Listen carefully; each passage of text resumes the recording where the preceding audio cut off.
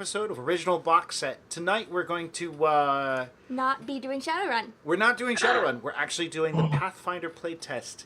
Actually, it's going to be happening over the next couple of months. We're going to be doing the playtest on Wednesday nights. For tonight, we're going to be talking about character creation, which races to choose, and Ancestry. Yeah. And Sarah, could you make sure that your face is in camera, because it was halfway out when you were leaning down doing whatever? I mean, that's cool. Yes, ma'am. Let's all go half camera.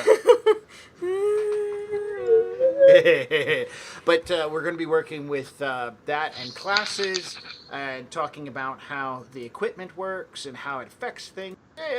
We're going to be working with that and classes a bit tonight with character creation.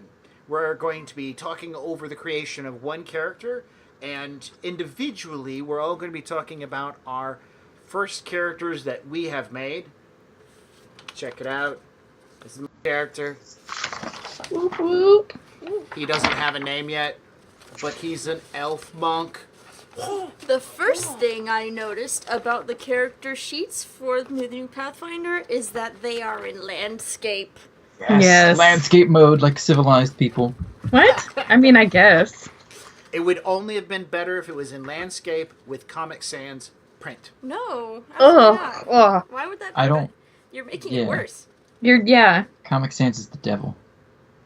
Yeah. Well, I print all my labels at work in Comic Sans. Oh, man. I bet you, like, everybody at your new job is going to love it so much. That sounds awful. So what we have going on tonight is we're going to be talking about the steps in which we've taken to create characters. We're going to start off with, of course, the almighty, the almost important attributes. We're also going to be kisbiting in our personal opinions about the different things that we see, what we like, and of course dislike. Of course, you know, this is all about playtesting.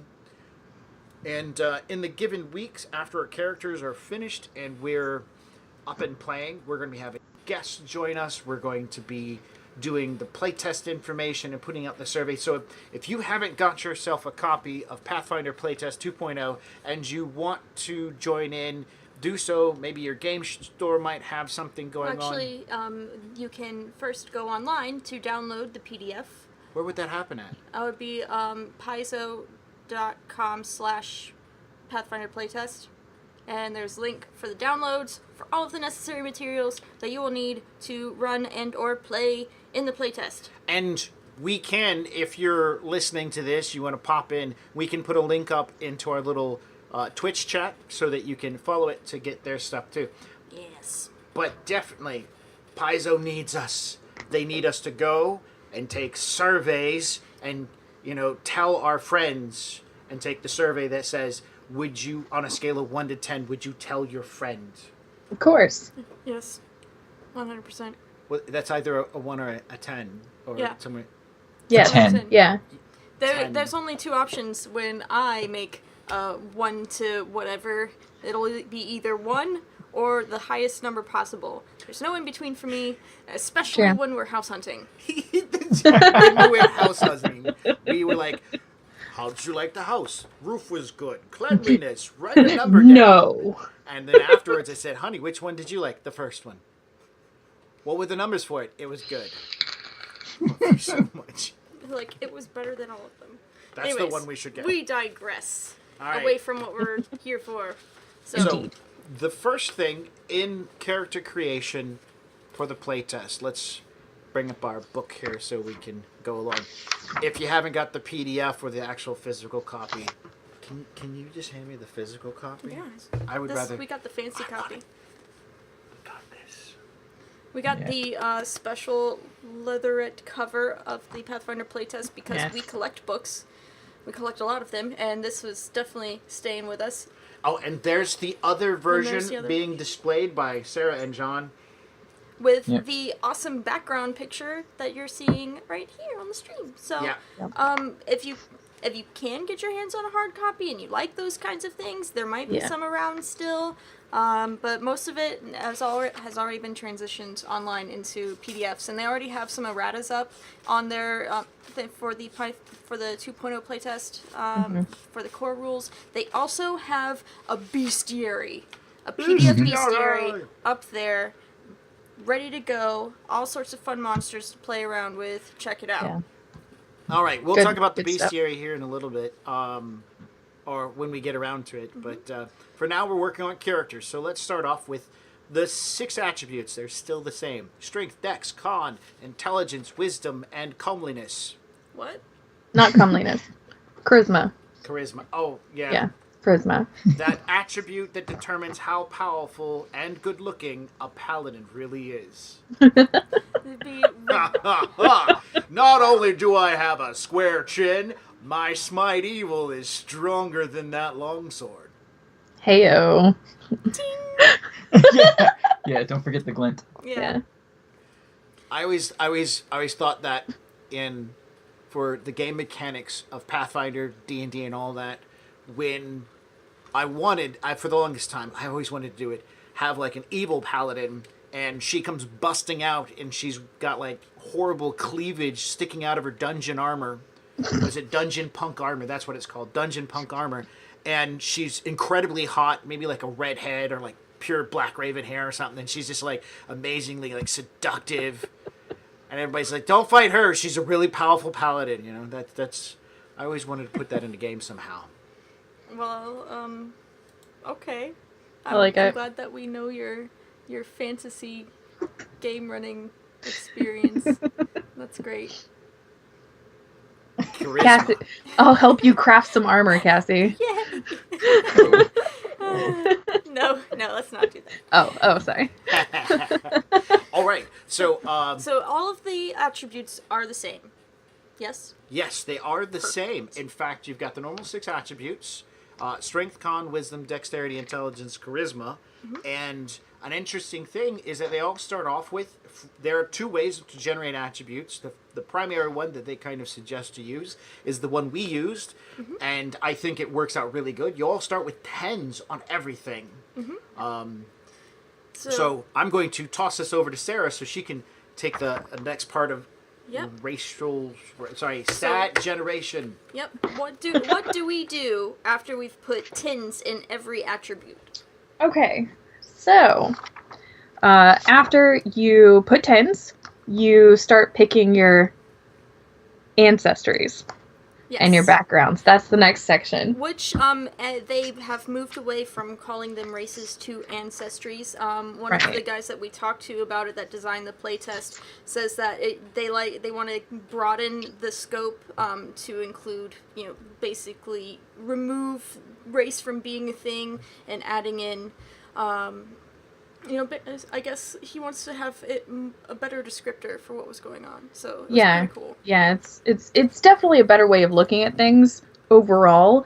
But as for ancestries, you have they're pretty standard. You have dwarf, you have elf, gnome, goblin, halfling, and human. And this is where it gets kind of interesting. Human actually branches off into half elf and half orc.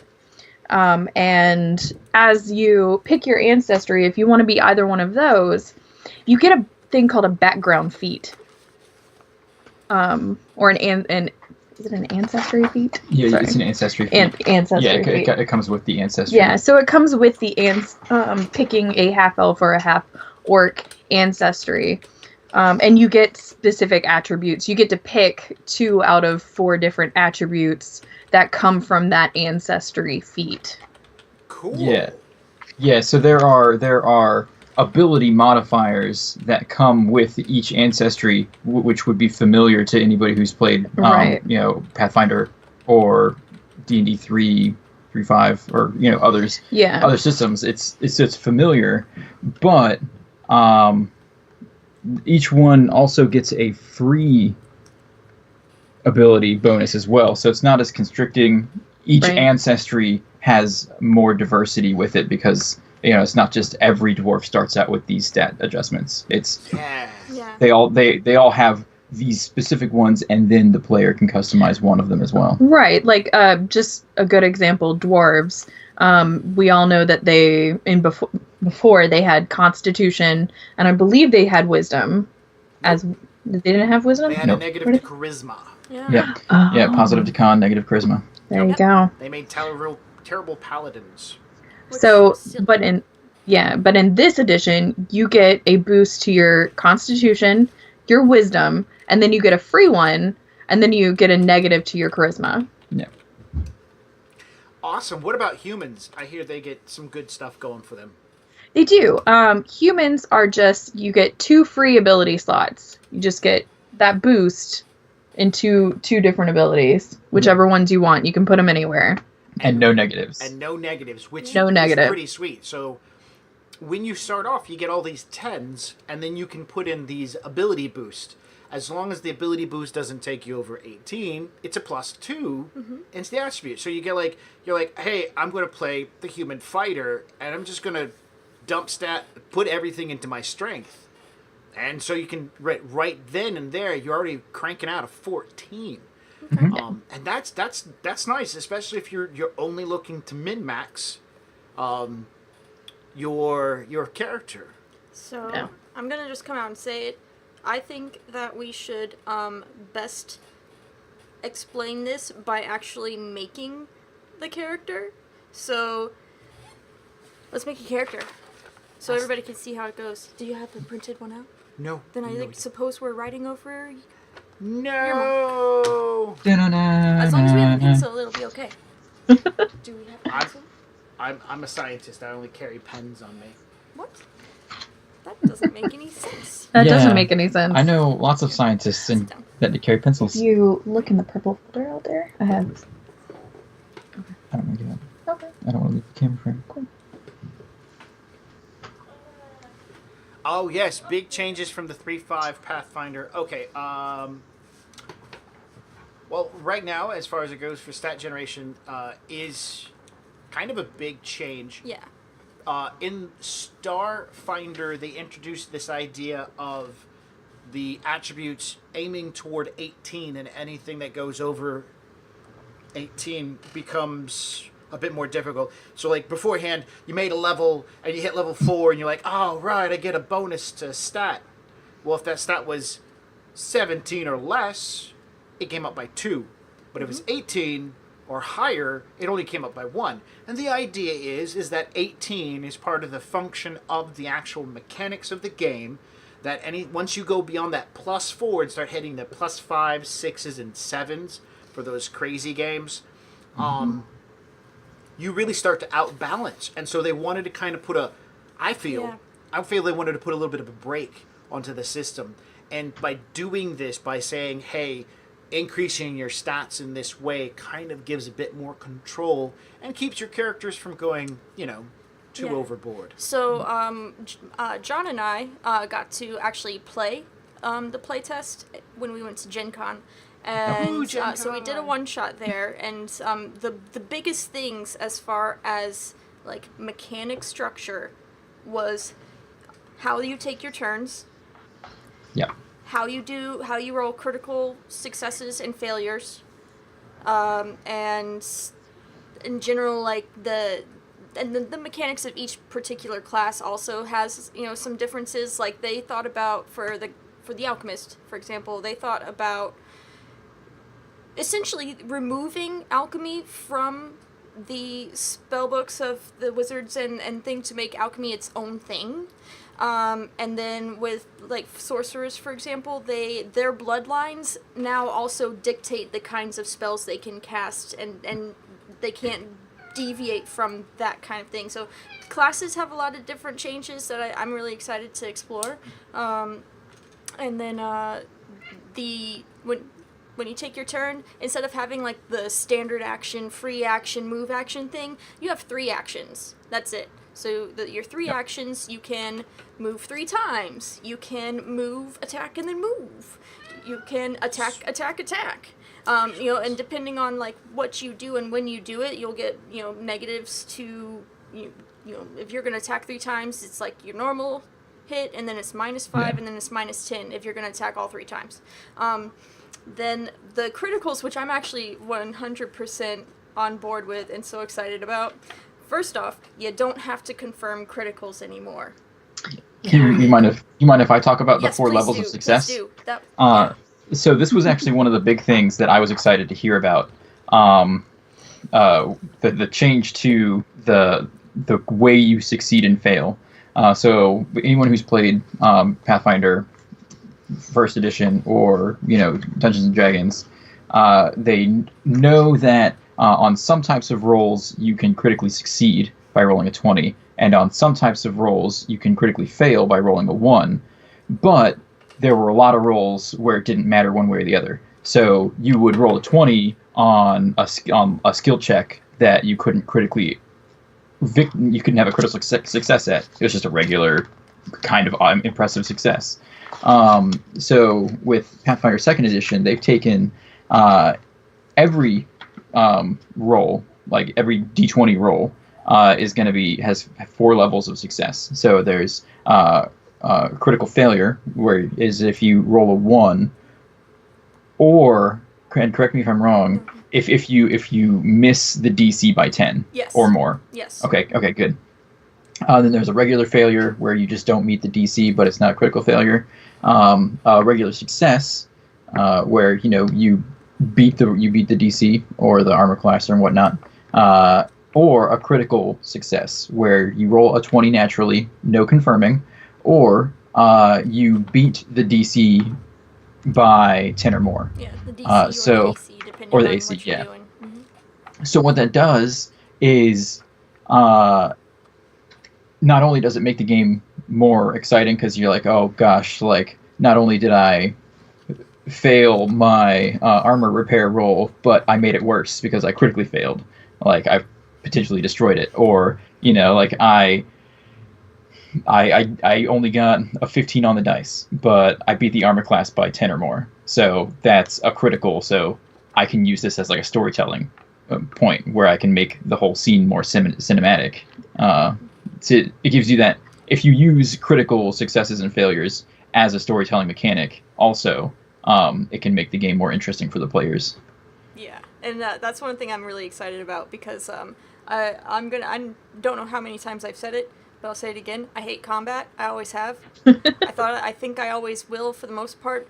But then then we got into the role playing of it when we were playing in at Gen Con. The first half hour or hour of the game, I hated it because everybody was just like, boom, roll and do things, because there was no role play involved after that. But then once it got started, and then we realized these are opportunities to describe what's happening with your characters. Like everybody just kind of latched onto it, and it completely changed. I did a complete 180 on how the mechanics work for combat, just because I wasn't bored anymore. Yeah. Yeah. But so I think that we've kind of wandered away from character creation, though. We did. Yeah. But he asked what are big changes, and I'd like Yeah. Sarah Right. to take a chance to stab at 1 or 2 things that she's interested in big changes, and then I, as a game master, have 2 things I want to point out that I think is pretty awesome. One of the things that that's really, really interesting to me is the way they're doing skills now. There's not skill ranks. It's being trained, or how far you've become trained in a particular skill. And they've shortened the skill list as well. Instead of having, An infinite number of skills. Yeah, an infinite number. They've kind of condensed them down. Like, instead of having sneak and disable device and sleight of hand, they've condensed that all into thievery. Just one skill that you are either trained or not trained in.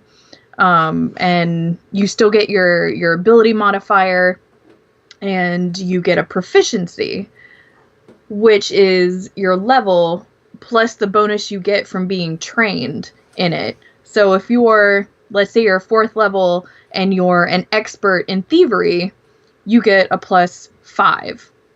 And then your dex modifier, which is, whatever. Let's say you get a +4, so you're getting 9 right out the gate. Yeah. Very easy math. And it's Yeah, cool. very, very easy. Yeah, Yeah, the level dependent stuff is I think is pretty cool. Sorry, I didn't Yeah. mean to interrupt. No, it's fine. Yeah, It's fine. This so system has really excited us.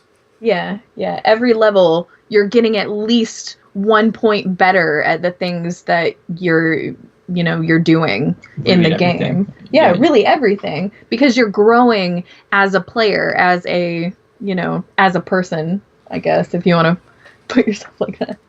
Wear their skin. And it's not just level. There are feats that Yeah. you can pick up that can improve upon the things you're doing. And there are feats that improve your skills. And so, like, if you're like, oh man, I'm stuck at being my level +1 for, I don't know, I need a skill.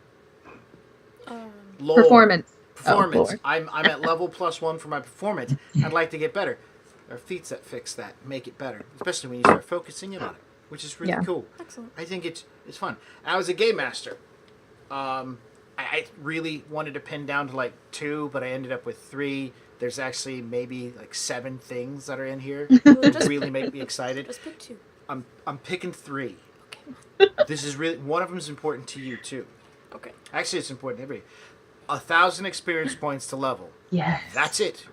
No questions asked. Every time? Every time. Yeah, every time. Every time. I didn't Yeah. get that far. Yeah. We're gonna be gods in no time. You get to buy experience or buy a level. You should read the book. Yeah, By L. Ron Hubbard. Yeah. Definitely not any books by L. Ron Hubbard, but I'll read the core rulebook. I will So- read that. 1,000 experience points basically says, as a game master, if I want to mitigate and determine how quickly my players level, I can easily set it up. Fights can give a particular number. I don't have a problem tracking it and thinking, man, this fight was really good, and they deserve the 2,000 experience points, but are they going to level from this? And that means I got to rewrite all the other adventure encounters. You don't have to. It's 1,000. You can easily track it on an index card, a notebook page, your hand, if you write in permanent marker and don't bathe. This is a good opportunity. The next thing that I found that I really liked, level-orientated treasure. I'm going to start off by saying I don't like level-orientated treasure in games, like video games, like World of Warcraft, Diablo, a lot of stuff that's produced by Blizzard. Moving forward, they don't... I do like Blizzard. I do like Blizzard. I do like their games. Please don't delete my account. What I like about it is I don't have to ask the question, will this magic item overpower my group?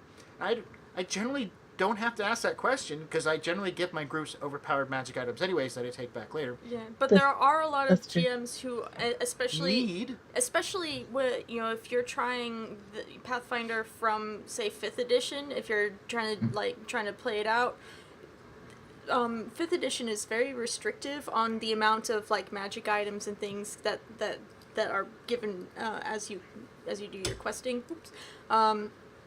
And so it can be difficult, vice versa. If you're coming from Pathfinder trying 5th edition, it's going to be like, So right there, I'm like, much. oh, hey, man, I need, my characters are 19th level. What's a good magic item?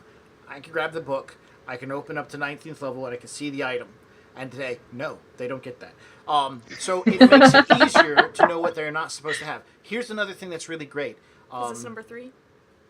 This is about magic items. Okay. It's about items and That's magic number items. Even It's 2.5. items have regular levels. So like materials and stuff. Number 3. This is the last one. Then I'm done. We'll go back to talk about character creation. They got rid of touch. They got rid of flat-footed AC. They just got touch and regular AC. Now I'm not a big fan of touch AC. I think you should just get a bonus. And in my personal game, I'm going to run it differently. They also reduced hit points to you get hit points. That's also something they did for 5th edition D&D. But now, okay, I'm going to do 5th edition D&D. They did a set grouping of hit points. This is really good. But in Starfinder, they did a nice setup where your race and your class and your, I got away with saying it, ha ha ha ha. That's because it's Starfinder. Yeah. Oh, Yep. that's right, damn it. Anyways, Haha. they get a certain setup of hit points, and that's it. No questions asked. You're not confused. You don't have to tell the players maximum hit points, minimum hit points, roll damn dice. You just go, bam, they know what their hit points are. That makes character creation so much easier. Monsters have set hit points. And you can look and be like, I need this monster to be tougher. Double that number, or triple that number. Oh man, it's a barbarian with feral template. I need to quadruple that number. That's me. So, That's my 3 things. that's your I'm 3 done. things. All right. So, at this point, Okay, so building a building a character. character. You got all your tins down. Yeah, we're gonna have. Hold we're on, gonna I make a gotta fighter. write all my tins. We should. Yeah. We should. Wait a minute. What race should we pick? Well, Audience. Ancestry. Ancestry. Yeah, it's ancestry. It's ancestry now, guys. Yeah. It's not race. Get over it. It's ancestry. Ancestry. Which one should we pick? We should let the audience help us with this one. Yeah. So Yeah. if you guys are at where you can type us a message, where we'd like to know, what kind of race you'd like to see made. Or, Ancestry. Yeah. there you Ancestry. go. What kind of ancestry you want. It was this is like a whole learning experience. We've been playing 3.5 for like forever, and now we have to change terminology. Yeah. Don't ask you. Why not? Anyway, radio. Or the classes that you'd want to play. Yeah.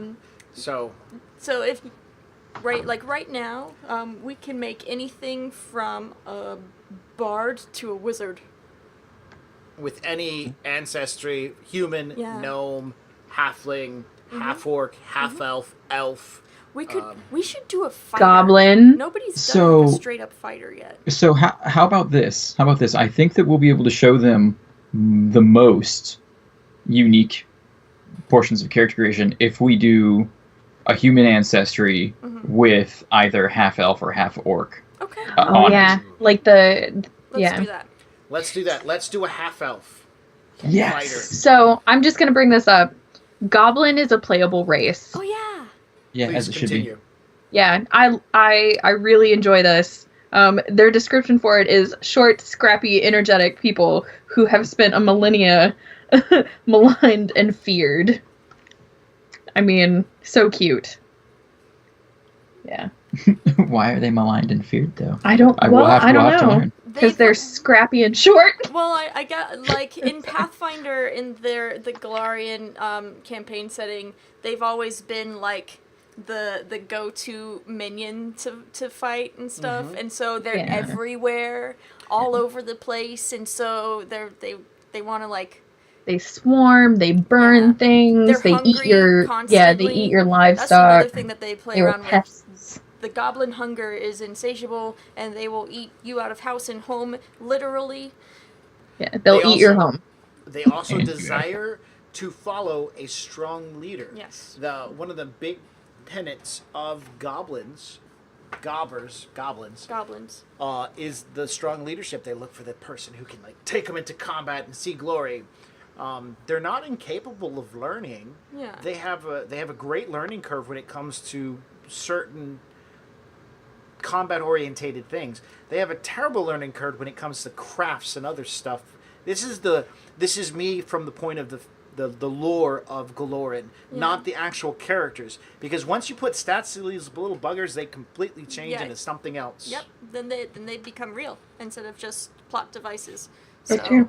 Yeah. or one-shot modules, the Weeby Goblin stuff. If you want to find out what Goblin stuff is like, go check out the Weeby Goblins. Yeah.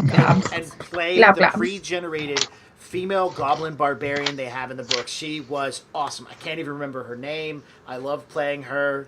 It was so great. I berserked and used my bite attack. We love that you're really excited about the character, but we want Yeah. to make a new character now. Yeah. So, Okay. So, as a human, wait, is she ready? are you ready? I am ready. Okay. As a human, you get 2 free ability bonuses. Okay. So if I'm gonna be a fighter, Yeah. Strength. then strength. Dexterity or strength are your two Yeah. main ones. Maybe. Both. Sure. One of each. Yeah. Yeah. Let's do it. So what I do is I just add the +2 directly into them, so they're both 12s now. Yep. Yes. Cool. All right. Okay. Got that down. So, we're doing human. Mhm. And what did we say we were going to do? Half elf? Yeah. We're gonna Half call elf. it Okay. the half elf. Non-human ancestry don't get less ability bonuses. They still get 2, but they take a negative ability thing I believe. Yeah, so they get 3 bonuses and 1 negative. They get two yeah. two that are always the same, 1 free bonus that the player chooses, whatever. and then 1 standard drawback Yeah. or negative. So, but humans don't have that option. They just get the 2 free, so it's like you kind of get the 2, and then other ancestries, they can get 1 more, but something has to be taken away. So that's pretty much how this works. Okay, so looking at the human, before we add any other ancestry feats or anything to it, you get 8 hit points. Okay. You are... You are medium-sized. Okay. And your speed is 25. Okay. Alright, so I've put that down. And so I'm a human, and that's where I put my things. So are we ready to move on to class yet? So, no, not yet. Okay. So there's a couple of different things that go along with the human race in this place. Ancestry. Human ancestry. You do get common as a language, and then you also get 1 additional language. And I think the reason they do this is because human actually has ancestries associated with them. Ethnicities, sorry. It's okay. So we're all still learning the terms together. Yeah, so. ethnicities. So they have 2, 4, 6, 8, 10, 11. 11 different ethnicities that you can choose from, which designates kind of what your character will look like because they're from different areas. And also the second language that they get, what they have access to. Now I have a question. Okay. Do humans get both an ethnicity and a half-orc or half-elf, or is it one or the other? Yes. They get both. Okay. Because their human side has to be something. Yeah, their human side has to be... They have to grow up somewhere. I just thought it was a good question. Yeah, it is a good question. It's a really, really good question. Good question, John. So, I want to randomize this a little bit. So you guys pick a number between 1 and 11. Okay. Is that what I said? 1 and 11? Alright, so I'm going to pick 7. Okay. 7? What, is anybody else picking stuff? I don't know. No, it's just 1. There's just 1. Oh, me? Okay. Yes, you picked it. Okay. It's 7. What is it? So the ethnicity for this one is Taldan. Taldan. Ooh. Taldan. I want to read it. Okay. Taldans, renowned as artisans, scholars, and soldiers, also have a reputation for self-importance and dismissiveness. The Empire of Taldor once spanned almost half of the northern continent of Avestan, and it remains one of the oldest nations in the region despite its much diminished stature. Taldans often have brown hair, pale white to deep brown skin. Bronze skin, and green or gray eyes. Their native language, Taldane, is so widespread that it is also called common. Oh, okay. So I only speak 1 language. Common and other common. It's common and proper common. Right. So the Queen's common. Wow. Queen's common.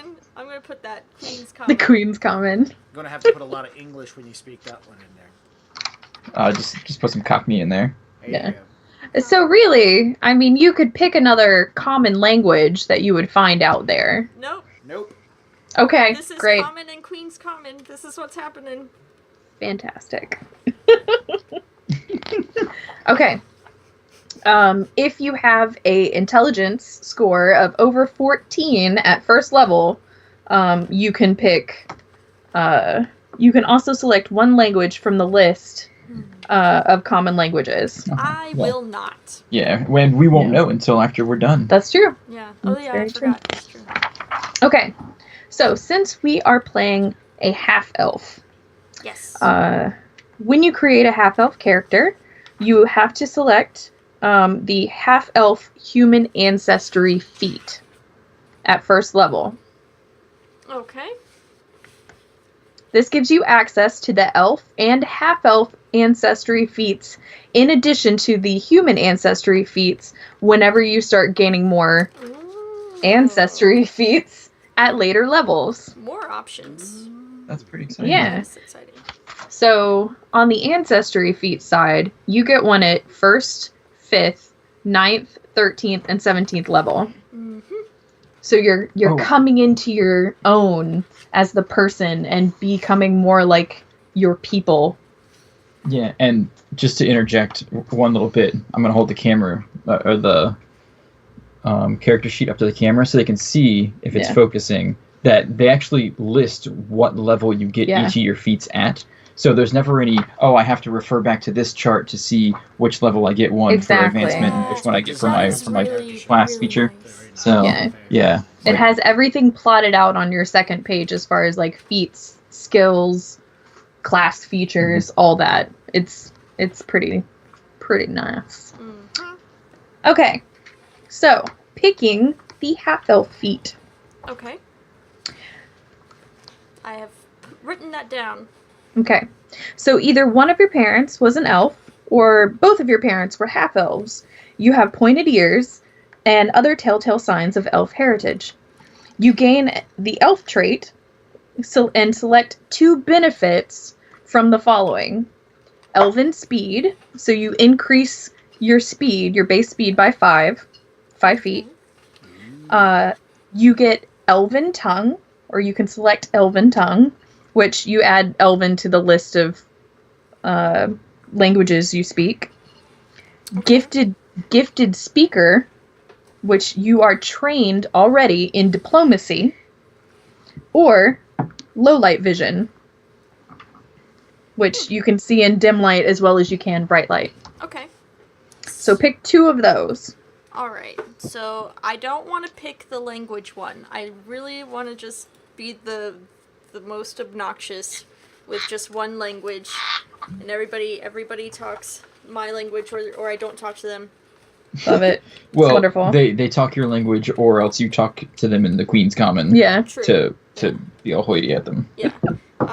Then I think the first one that wasn't the language. What was that one? Increase your speed by 5 feet. Yes. I would Okay. like to increase my speed by 5 feet. And then what was the one after the language? Gifted speaker, you are trained in diplomacy. I'm totally doing that. My fighter's gonna be an asshole. I love it. Diplomacy. So, as a special, on this particular feat, you can select this feat twice. The second time, it loses the heritage trait, but you gain the other 2 benefits. So, at 5th level, if you wanted to take half-elf ancestry feat again, you would get the other 2. Oh, okay. Okay. Yeah. So I get 2 of the things, so I'm gonna write that down before I forget. Yep. 25. No, plus 5. Right. Plus So your 5 base speed is now speed. 30. And then, plus to diplomacy, you said? Yeah, you are trained in diplomacy. Ooh. Excellent. Yep. Okay.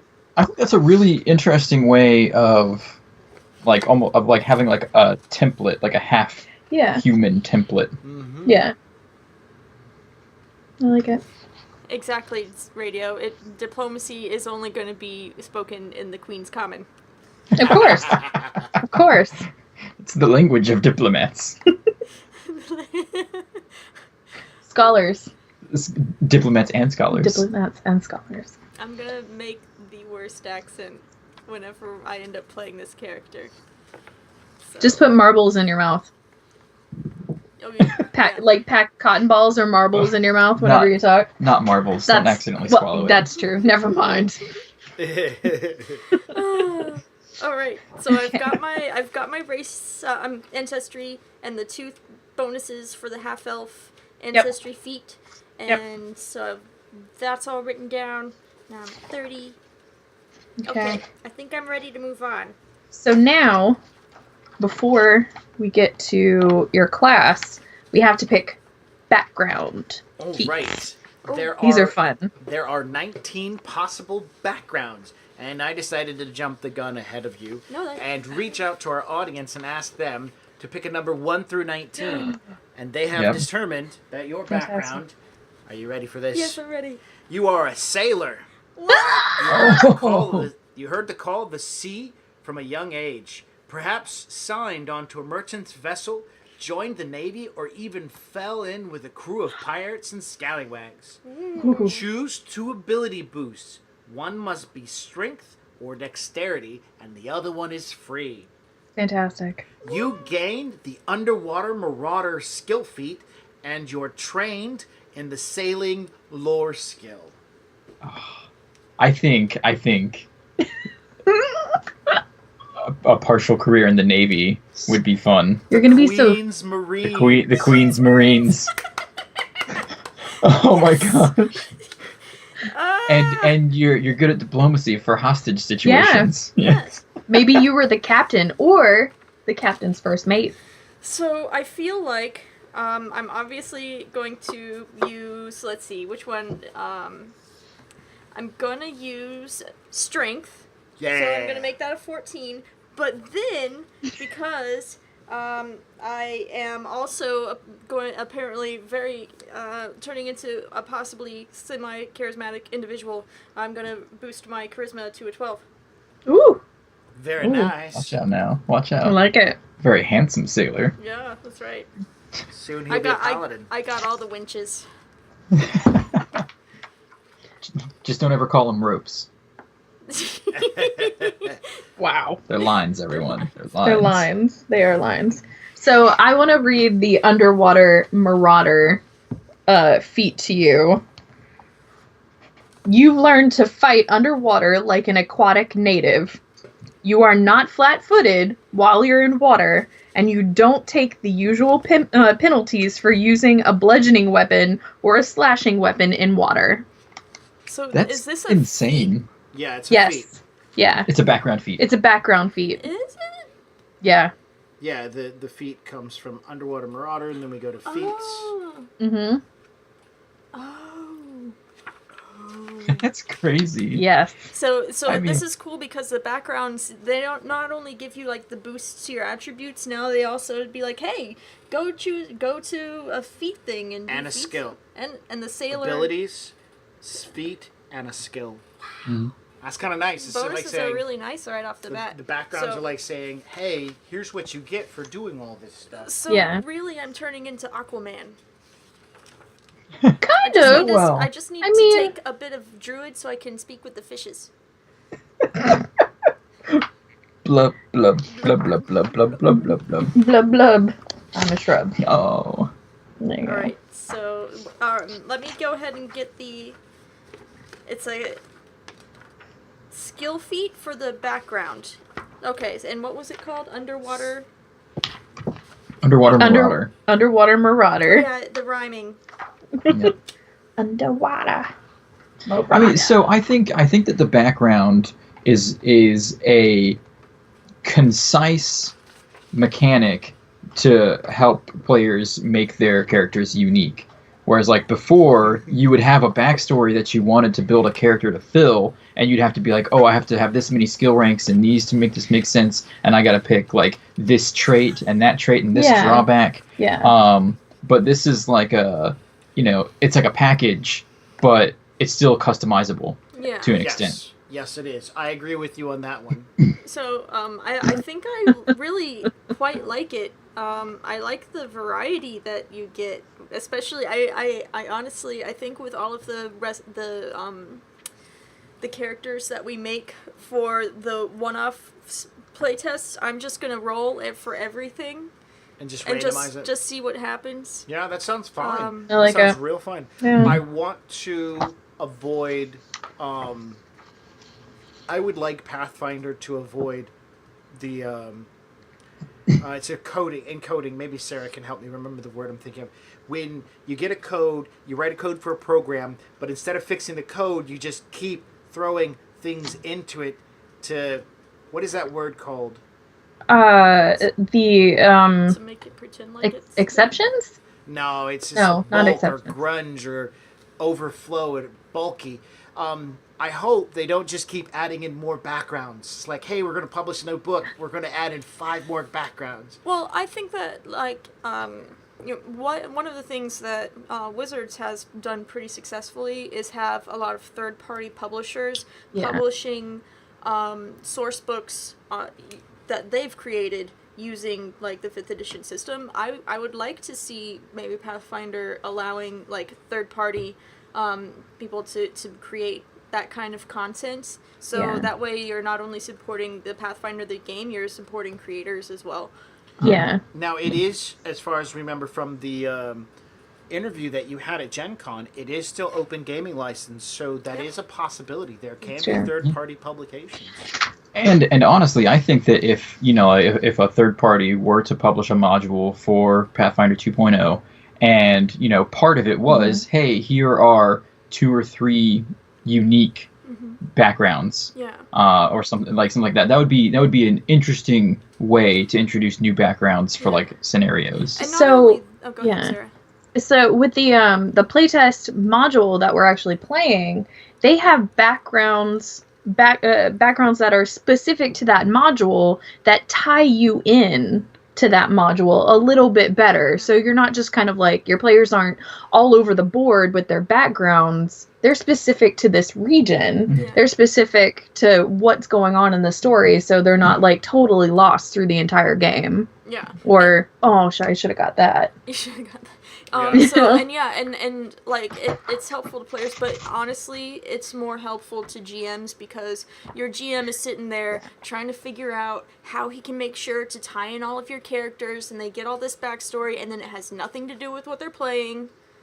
So, having that like preset, it does. I don't feel like it necessarily takes away from the creativity of the player, but it does focus it in a way that will help the story be much more story and less bulky, throwing shit in just to make a character work.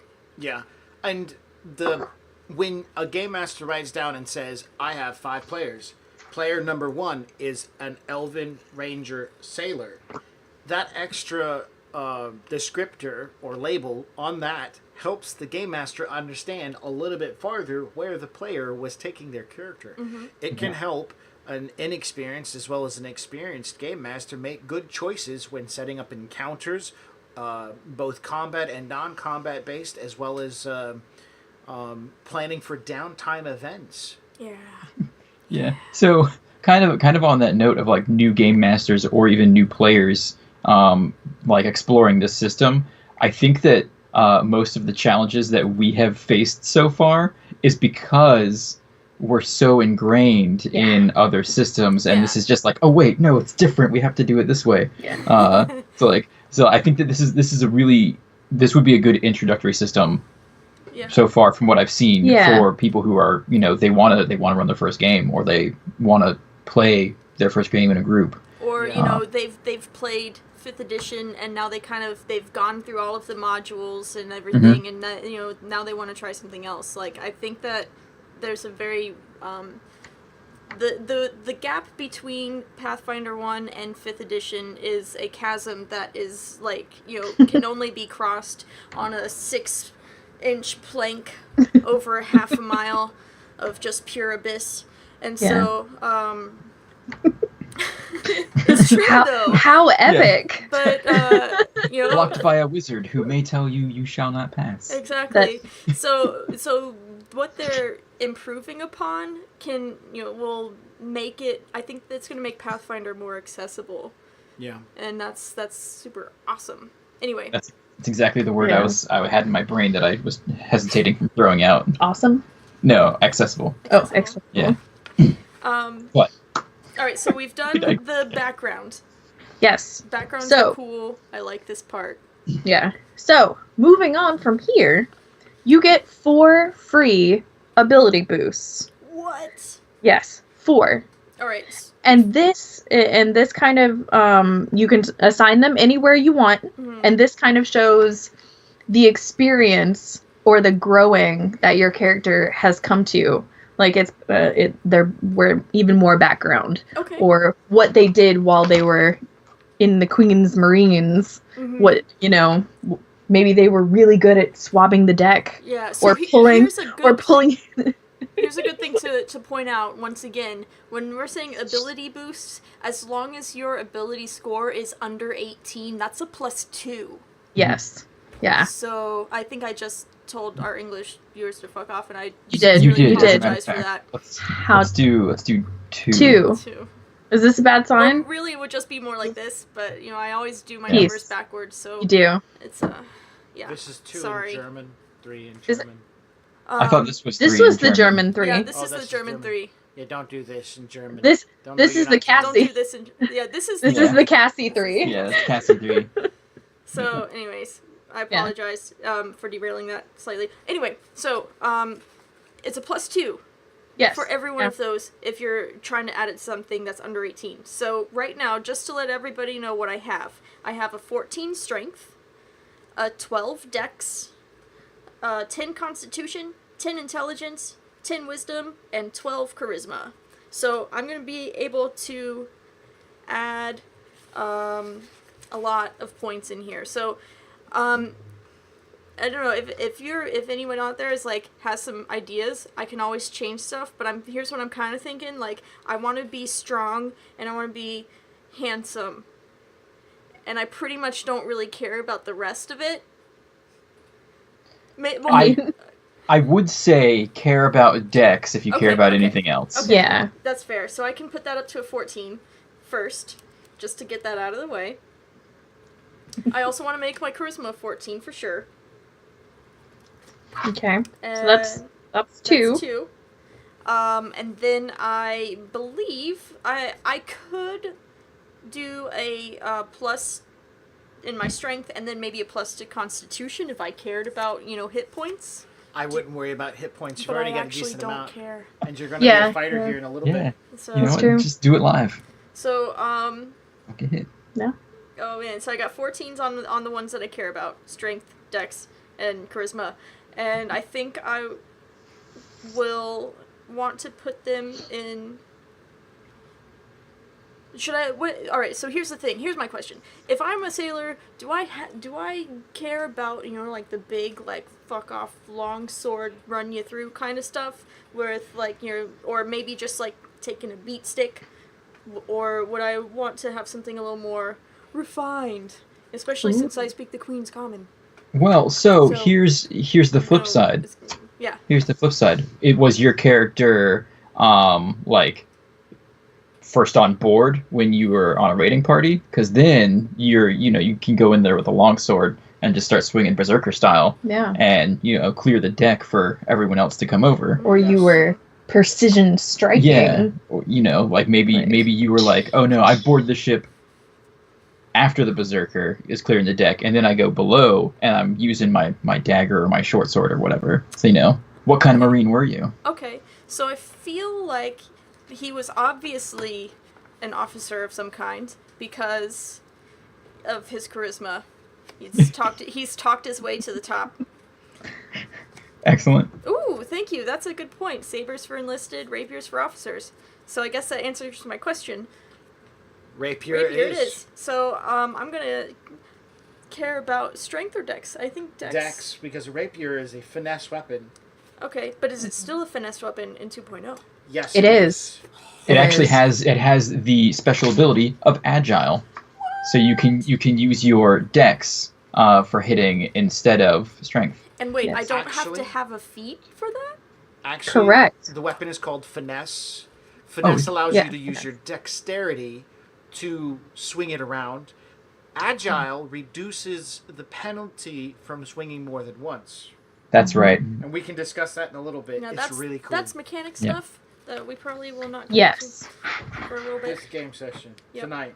All right, so I just made my 18 dex, 14 Okay. strength, and 14 charisma, and 10s everywhere else because who cares about the rest of it?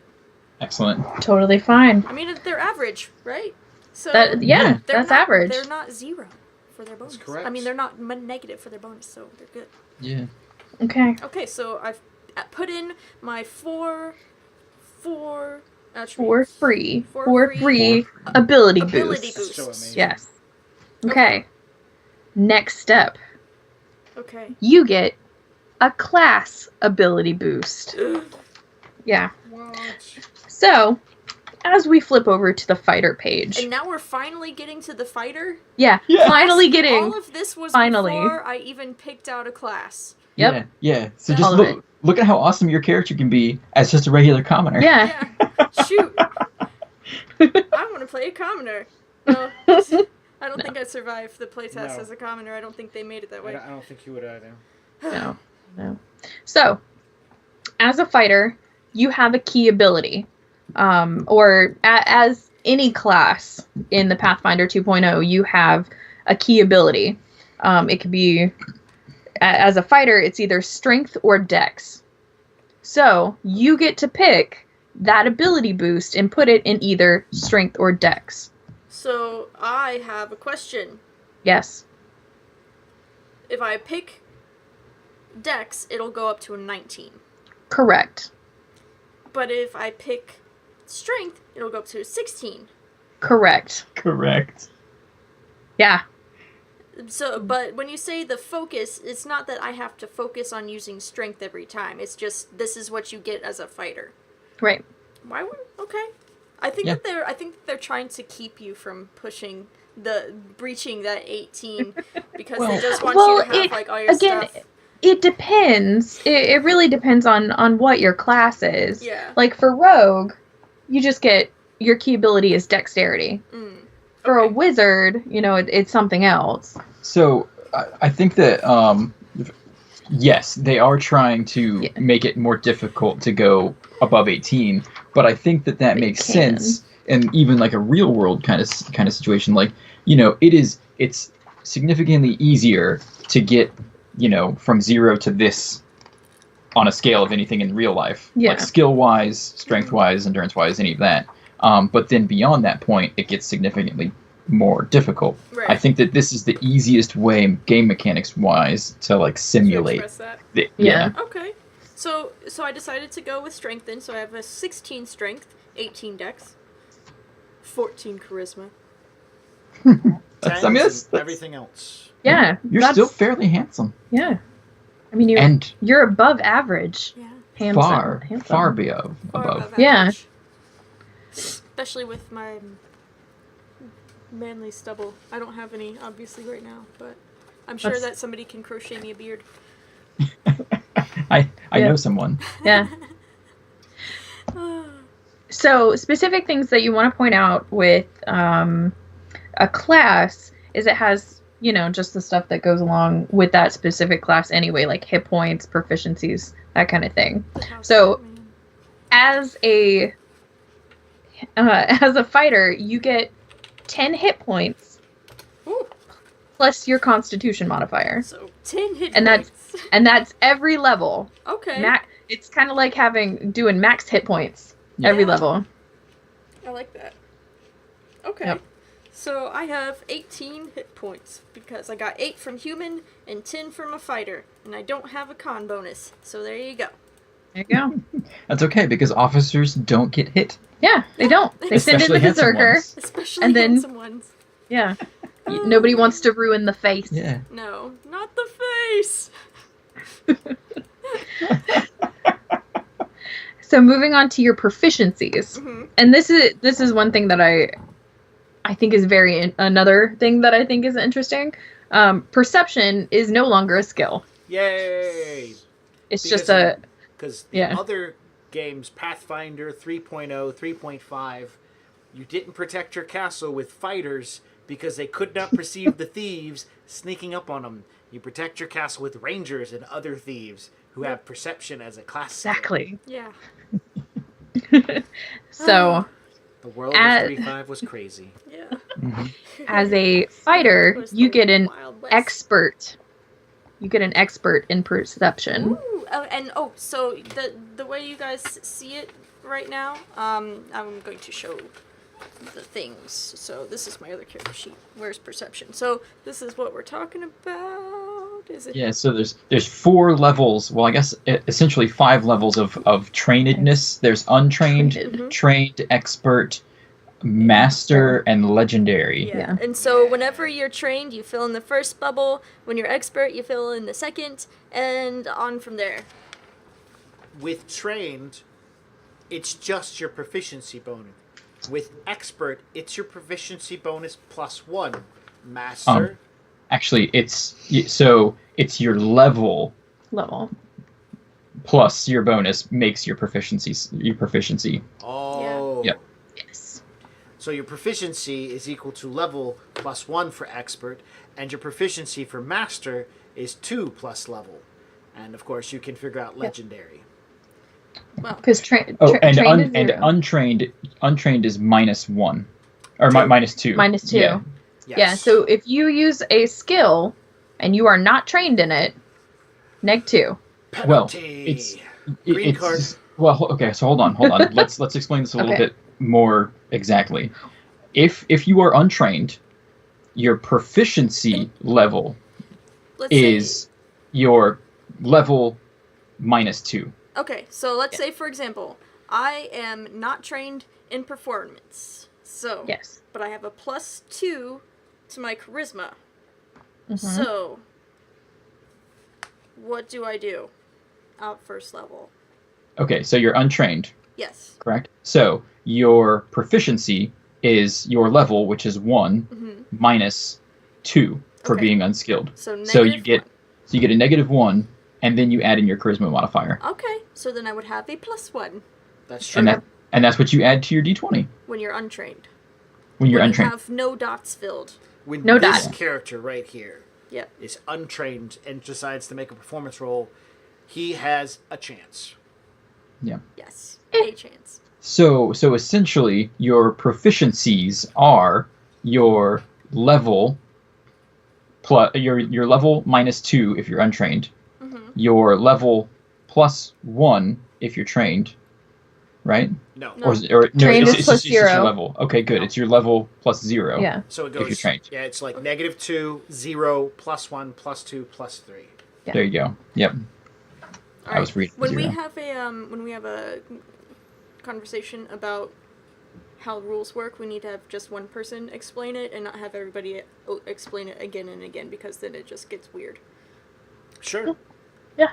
We can also put up onto the website, originalboxset.com, some cool cutouts and drawings and pointing out and stuff. If you guys want, I could totally take the time to put a link up onto the page to give a bit more description. Yeah. Thank you. Excellent. Okay. So moving on, your savings throws. My saving throws. Mm-hmm. You are an expert in fortitude. Excellent. You are an expert in reflex. And you are trained in will. Yay! Okay. So, and then it would just be as normal with your everything, so. Correct. Yeah, you still get the proficiency, and then you get your ability modifier. Oh, fun. Yep. So that would be 0. Okay, so here's what's going on. I get a +1, and then so plus my level, which is 1, so I get a +2 for my proficiency, and then I add in my con of 0, and it stays a +2, and on down the line. For dex and for wisdom, Yes. which I Excellent. have none. That's okay. So, Okay. I've got my saving throws. So one of the other things that, before we move a whole long term into the skills and stuff, when we get to the skills, that's actually another really big change that Yes. that they made to Pathfinder. They have somebody who is like a hardcore fan of 3.5 and Pathfinder First Edition. It's gonna be a pretty big kick to the face when they see that they don't get to have like a bajillion pluses everywhere. Yeah. However, you don't have to worry about like where you're putting stuff anymore, because if you only have like a few skill points, like when you were a wizard. Wizards had sorcerers had crappy Rogue. skills. No, I'm talking about crappy. Crappy. Where, you Fighters. would have Fighters. like maybe 3 skill points, and you had to put them in like Barbarian. specific Paladin. places, because if you didn't, then your character would suck. Cleric. But here is pretty cool because you do have the ones that your signature skills, which we'll get into in a second, but they you can just spin into those like however you want. So it makes it nice. I think it streamlines the whole skills process once you get used to the concept of the trained expert and so on. Anyway, that's what I had to say. Which is a good segue, because skills is next. Yep. I want to jump in here at the end and say that there are, for those classes like cleric, they have improved it a little bit, like the minimum now, and this is me too. Cleric skip 3, pretty much 3 skills they're really great at, and that's fine because they have magical powers and super armor that they can wear, so Yeah. they don't need a boatload of skills. I don't know. I haven't looked at rogues. Do they still get like a bazillion skills? Oh, yeah. Yeah. Oh, God, yeah. And So- Sorry. Go ahead. so they kind of brought up the game for those classes that had the least number of skills from the before Yeah. version, which is nice. It was a house rule that I had done, and I see that they picked up on it. Great minds think alike. Yeah. So that's a plus. Okay. Skill time. So skills. So every class has skills that are signature skills. They come very naturally to the ones in those particular classes. For fighter, you get acrobatics, Mm-hmm. athletics, Mm-hmm. and crafting. Mm-hmm. Now the difference between regular skills and signature skills, regular skills that or signature skills you can take up to legendary. Any other skill that is not a signature skill can only go up to expert. Yeah. And so, and when I would level, I would get how many points? That's part of the class stuff. Yeah, it's part of the you get to go up. We'll get to that after we get through it. Awesome. Yeah, we'll talk about character advancement after we finish the character. All right. Well, how many? So as do for I get to number, put in right now. you will get trained in 3 plus your intelligence modifier. So 3. So you are go. I want Go to ahead. toss this out. Monk did lose a lot of skill points. Monks now only get 3 skills that they're trained in plus their intelligence, which beforehand I believe it was like something higher. So monks But- lost, but they still have. They are the butt-kicking martial artists that they're supposed to be. Yeah, that's the thing. They may have lost skill points, but they have gained the actual playability Yeah. of other character classes. Yeah. Before we move forward as well, like, and to speaking of the skill points, like if I'm a fighter and I only get 3 every level, I no longer have to put them into 1, 2, 3 skills, and that's it every time I level. Because if I don't get to I fill up all of my signature skills, and every time we level, I'm still getting skills. That means I can explore a whole nother range of skills that I wouldn't have been able to if we were playing the first edition Pathfinder. Oh, Jeff's on. Jeff! Jeff! thank you Also- for joining us, Jeff. Taters. Boil 'em, mash 'em, stick 'em as stew. So All right. saith the red triangle. Okay. So, your 3 skills. Now I Did I have a question. Okay. Can I put all 3 into one thing at once? No. Because you are picking 3 different skills Uh-huh. that you are trained in. You can only go up to trained right now. Okay. Then I will pick I will pick acrobatics because I mean swinging from lines. Yeah. Are you coming in like a wrecking ball? Yeah, I might. I don't know yet. I Word. swoop in and I skewer them all. Yep. That happened. Now we have to make a parody of the entire thing. And then I'll pick athletics, and then, of course, I'm going to pick diplomacy. You have Excellent. Yeah, you have to. And you also get lore, sailor lore. I do get sailor lore. Wait, you're already trained in diplomacy, aren't you? Oh, you're already trained should in be. diplomacy. You can't. Yeah, you can't double up. to. So So It's only in trained. sailor lore. You're trained in diplomacy. Oh. Yep. Look at that. She only got 3 from her class, but she's getting it. She's got another 2 from the rest of the character generation. So I still have one Yeah. point that I have to figure out where to put.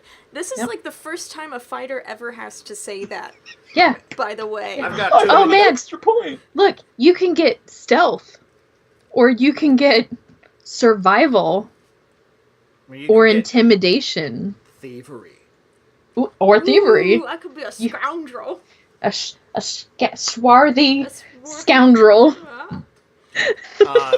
Jeff has suggested, or actually his wonderful wife has suggested, you should put that skill point into Jesus. Okay. I think Yep. you should So- select religion. Yep, so Yeah, there there is we a go. religion. Yeah. All So right. knowledge religion. Knowledge religion. I'm really good at figuring out what god I have to pray to save my ass. What would Jesus do? What would you... You know, because you have knowledge religion. Exactly. He'd swing in like a wrecking ball. He never had stabbed them all. Oh, Okay. no. Oh, sorry. No, we're, Sorry. Oh, we're not, No? we're not Okay. going down that road. excellent. Okay, so Okay. yeah, I've got... So the ones that I've chosen acrobatics, I've chosen athletics, and I've chosen religion. And I also already have sailor and diplomacy.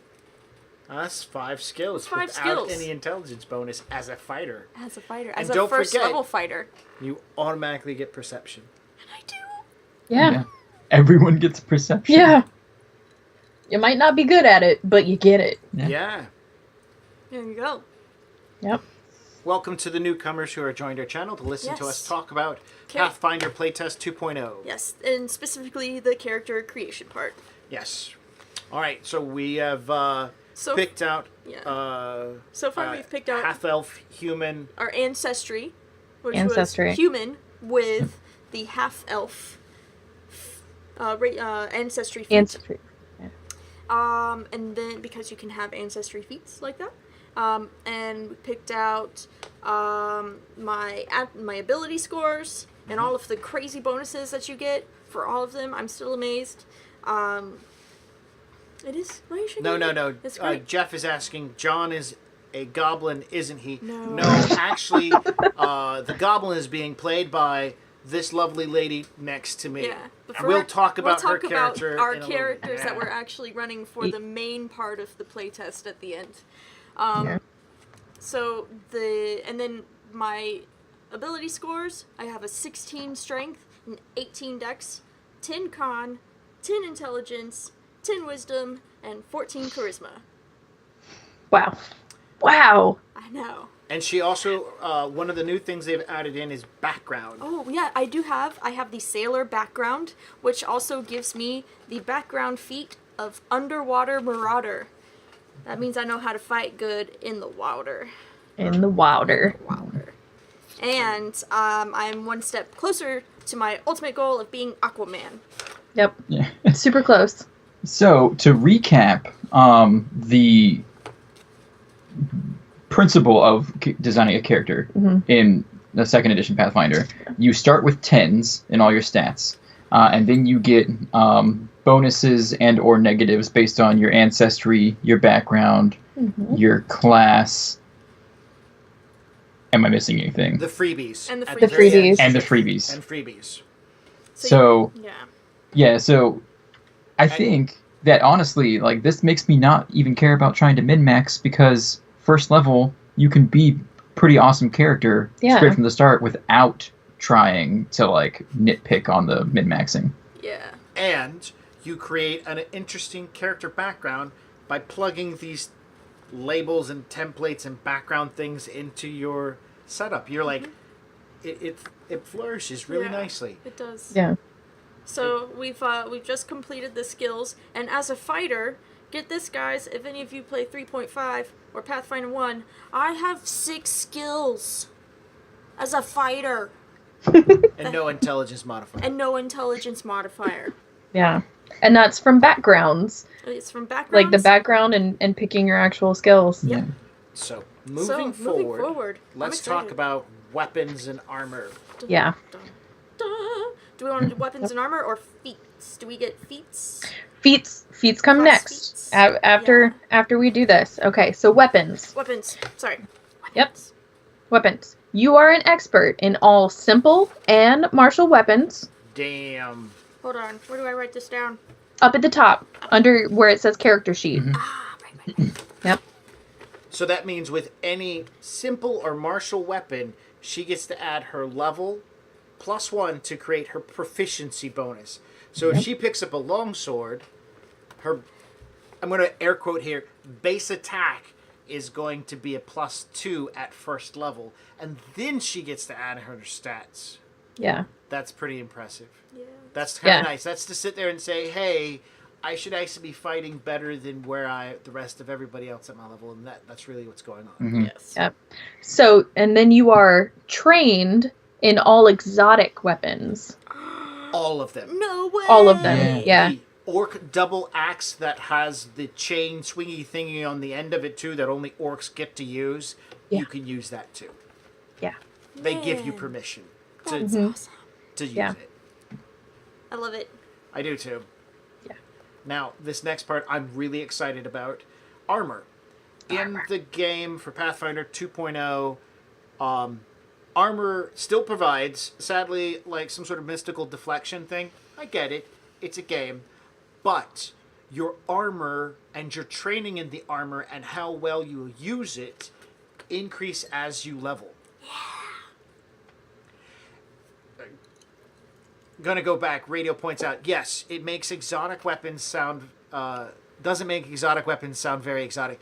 That's because only fighters get this. Fighters get trained in all exotic weapons. All the other classes don't get this benefit. And there's another thing that fighters get that other classes don't get. Only fighters can do attacks of opportunity. You have to work really hard to get attacks of opportunity for any other character class. Rogues don't get it. I kid you not. Wizards don't get it.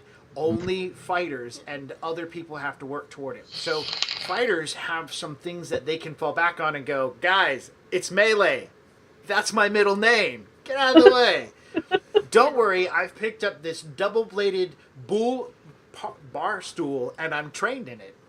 Yeah. And one of the things that makes it cool is that the way that they've thought or rethought about the character classes, a fighter should be trained. A fighter should have gone to like military school, like what mine did. So a sailor, Queen's the Marines. Queen's Marines, but they should have those kinds of bonuses because as a fighter, you somebody taught you how to do something. Yeah. Like, you didn't just pick it up on the street. Unless you were a barbarian, but you're not. You're a fighter. Even barbarians were trained. They were trained in combat. Yeah. Well, and so it may, make exotic weapons seem less exotic. However, they're only trained in it, so they just don't get a negative to use it, but they still don't get a bonus. Yeah. For regular simple and martial weapons, they get a bonus to use those because they're more proficient with them. Yeah. Because they're more common. It's like I can tell that's a weapon. I know which end's the pointy end. Yeah, exactly. Yeah. That's yeah. The last thing I want to toss out about weapons, as you move from the simple martial to more exotic weapons, they've added into the game traits. Weapons have traits. We remember reach, and we remember, like, what is this? Okay. Double-bladed bar stools. Yeah, double-bladed bar stools. If you've never heard that story, I got to tell you about it sometime. Oh god. It was a half-elf who was trained in an exotic weapon. Anyways, so when you get higher up from martial weapons to exotic weapons, these extra traits start kicking in. traits like agile, finesse, deadly, focused, forced, and these weapons become. And Fatal. when you think about it, in the 3.5, it's like, I have a katana, and you're like, yay, the Japanese sword with a great PR. And it's really kind of impressive, but that's all you got. Now you've got a katana. Not only do you want to crit, you really want to crit because you're going to destroy your enemy. Because you're going to do 2d8 plus a d10 in deadly damage. So a crit is not just 2d8, it's 2d8 plus a d10. Oh yeah, they do that too. There's Yeah. a whole lot of stuff that changed. But Some weapons sunder automatically. They go, I'm going to block with my shield. Bam, your shield's destroyed. They added in new features like agile that help you make multiple attacks. A well-balanced sword, most of them, give this.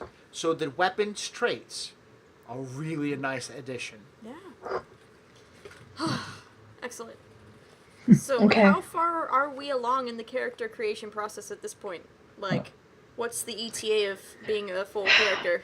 Well, ETA on that. We've got most of the stuff Yeah. filled out as far as, you know, your basic stuff, your stats, your skills. We know what you're good at. We know what you can use and what you can't use. Okay. So now we have to look at class features. Oh, Well, what did we about do the weapons? armor? I mean armor. That's what I Armor? meant. Yeah. Sorry. Yeah. Trained. And You are everything. trained in all armors and shields. Cool. Okay. Excellent. Yep. So now it's on to class features. Class features. So like Max was saying, at first level, let me see, you gain these abilities as a fighter. Abilities gained at higher levels are listed with prereqs, or prerequisites, for the next levels of them. So for your first, and this is wonderful too. On the fighter page, it gives you your fighter advancement table. It has your level, the level stated on one side. So at first level, you should already have your ancestry feat. Mm-hmm. You gain, as a class feature, attack of opportunity. Okay. You have your background. Yep. Yes. You Yeah, have your so- My background. background, because I'm a sailor. You get, because, and then you get to pick a fighter feat, Okay. which we can get to those, and we'll have, how about we randomly generate that? Yeah. Okay. How many fighter feats are there? Yeah, in first First level, level. so 2, So I guess 4, what's happening. 6, 7. There are 7 first level feats that a fighter can actually get. So Okay. pick, So have the one audience through pick se- one, one through 1 through 7. Come on, audience, give us First a one hand. wins. First one wins. Drum roll. All right. So while they're doing that, I really need to know. I understand what I'm actually supposed to write here because you wrote all this stuff and I'm confused. That's for my character that's on the same sheet. Right, but all of these are supposed to be first. Yeah, those So- 4. Oh, So Radio's they're- throwing the ball to Jeff. They're your, You get attack of opportunity, so under, yeah, Okay. fighter feat, your background feat, and then your ancestry feat. I guess you can Background put, feat yeah. was over on the separate tab. Wait, maybe she gets another ancestry feat? no, because it's the, okay, ancestry feat at first level, Mm-hmm. attack of opportunity, Mhm. will go there. In the class features. Yeah, your background, Mm-hmm. your fighter feat, and then initial proficiencies. Which is what we already figured out with Okay. weapons, skills, armor. So here's the conundrum that we're in right now, guys. Just so everybody has a clear understanding, I'm actually using a character sheet that already has stuff on it and just writing shit next to it. Yeah. So in both of the characters that I've seen so far that I've made, they have filled up all of the first level feats that are right here. These are all first level and they should all be listed in the book with the class. So for example, this is a monk, so they get flurry of blows, graceful expertise, powerful fist, and monastic weaponry. So those are 4 things that are very specific. And the bard, the 4 things that are very specific to them is first compositions, muse, occult spell casting, and spell repertoire. So, looking at the fighter, There's only 2. there's only 2. And so maybe that's the trade-off for having all of those extra proficiencies and stuff? Well, I mean, it talks about the initial proficiencies, being expert in simple and martial, as well as trained in all exotic. And then there's the fighter feat and your attack of opportunity. So I'm going to go out on a limb here and say fighters technically get 3, while everybody else is getting 4 Okay. that they would write down. Okay. No, and that's fine. Like this is why we're playtesting through even the character gen, because questions come up, and we get to give feedback to the guys who are the designers of this thing to make sure that everything is clear and concise when the new one when the official one comes out next year. So Yeah. So we're saying that I get to pick 1 feat. I get an attack of opportunity. And I've got my initial proficiencies. And we're waiting on Jeff to pick it. I don't think he's here. Unless Radio wants to jump in and choose it.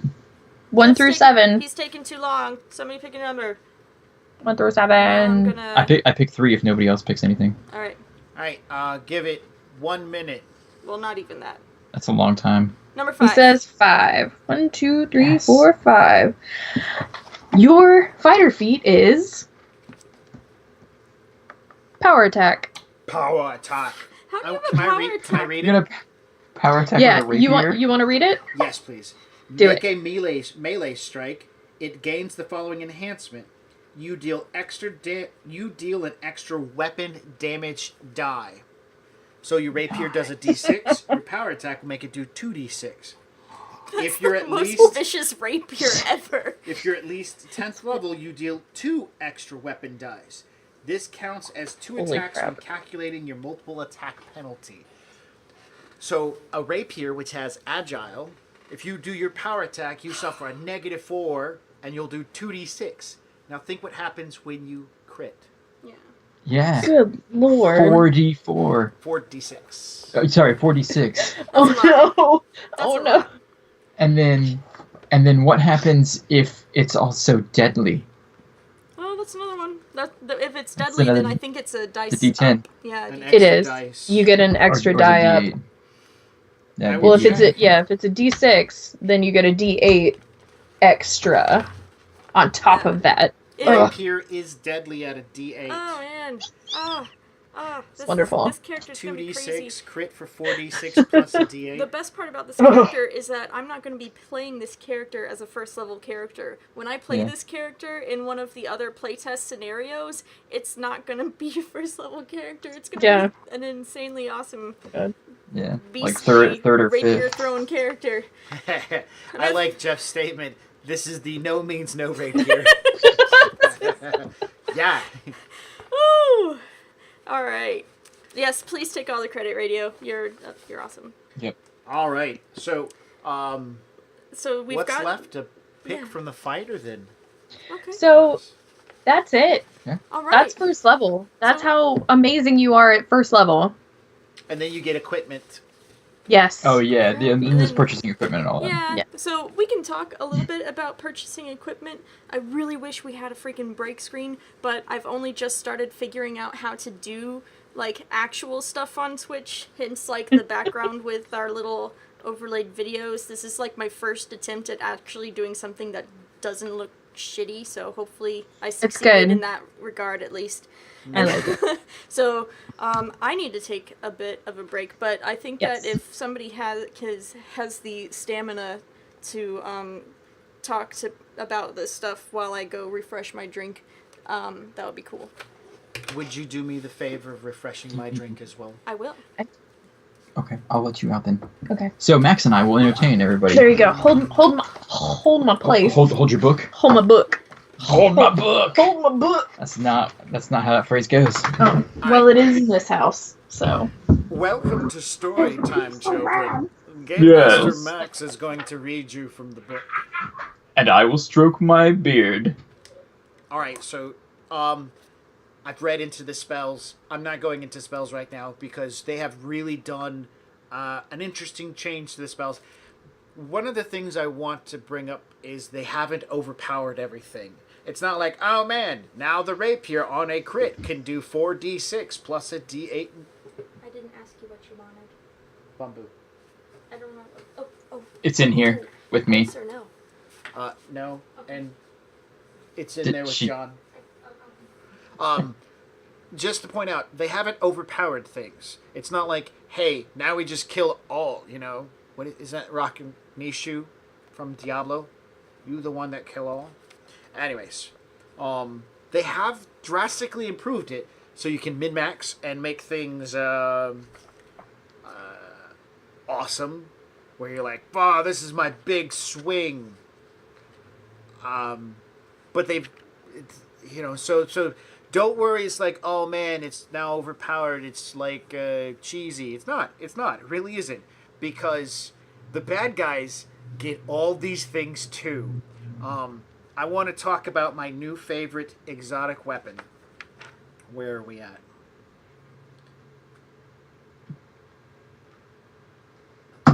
Where is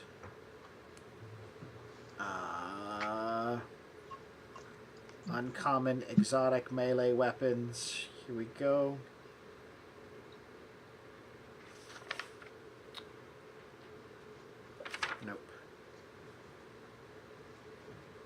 Nope.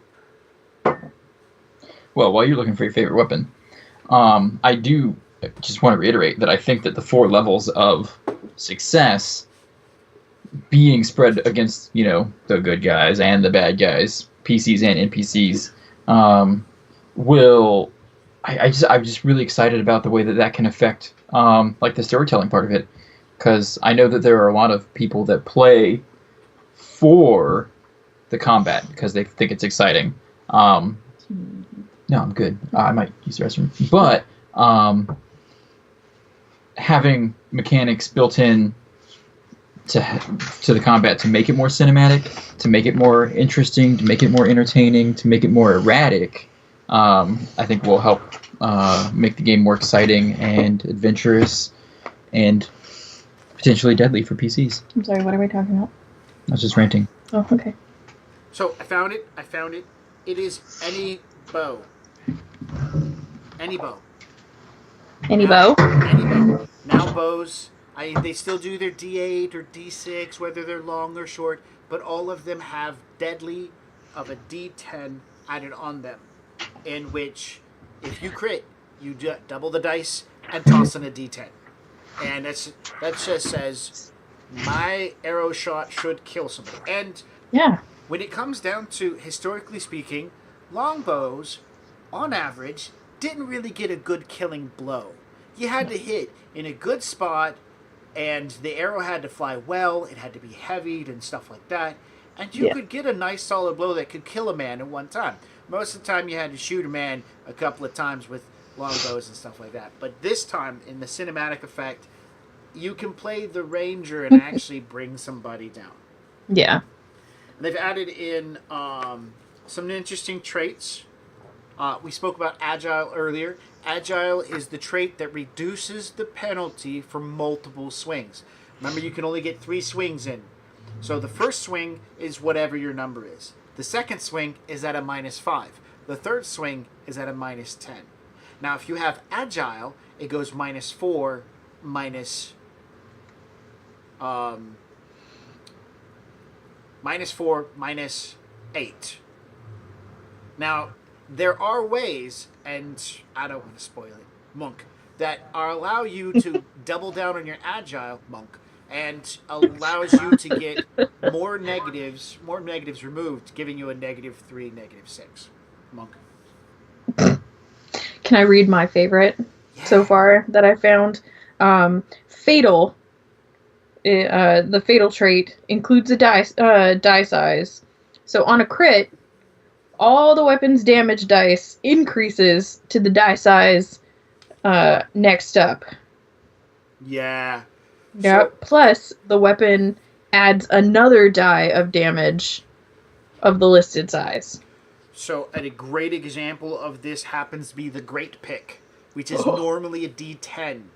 So, if you crit on it, it becomes a D12 for the die type, but instead it goes to 3d12. Not just 2d12, 3d12.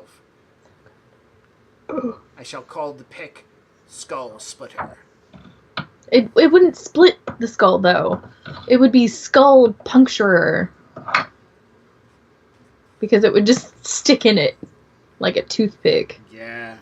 Into the side of, I don't know, something soft and squishy. They have added in that some weapons have a trait called parry that allows you to increase the AC. So you're just like, hey, I'm going to spend an action and give myself a +1 to AC by parrying with this this little doodad here, which is cool. I have a different concept on how parrying works, but that's going to be a house rule that I play around with. Versatile. A versatile weapon can be used to deal different types of damage than listed. So if it's normally a slashing weapon, it might be able to become piercing or bludgeoning. Yeah. I think that's really nice. I do Because too. before, I don't know, it did both on in Pathfinder 1, right? Like the rapier did just piercing. And then like the short sword, I think, did slashing or piercing. Yes. Yep. Yeah. No, long swords did slashing. Short swords did piercing. There was very few weapons that did either slashing and piercing. Yeah. But there was a few that did exist. Armor is still armor. It's, for some reason, loud, cumbersome, and designed to attract the attention of the bad guys more than it actually should. Chainmail is now noisy. This is great. You got to hear this. Chainmail is noisy, which means... where was the description? It's yeah. The armor check penalty increases by 1 on stealth. So normally, chainmail, which has an armor check penalty of -3, becomes a -4 when you're trying to stealth. For some reason, when you put on chainmail, there are tiny bells all over it, and maybe gnomes hanging on with flashlights that shine it in the eyes of people who might not be looking at you to get their attention. It sounds beautiful, though. Oh, yeah. Sometimes the gnomes sing. It's the tinkling of many gnomes. A breastplate gains the quality called clumsy. What? Yeah, breastplates are clumsy. This armor's dexterity modifier cap also applies to reflex saves and all dexterity-based skills and ability checks that don't have the trait attack trait. So I'm not really sure how a breastplate is clumsy because it's a piece of metal that goes over you like a tank top.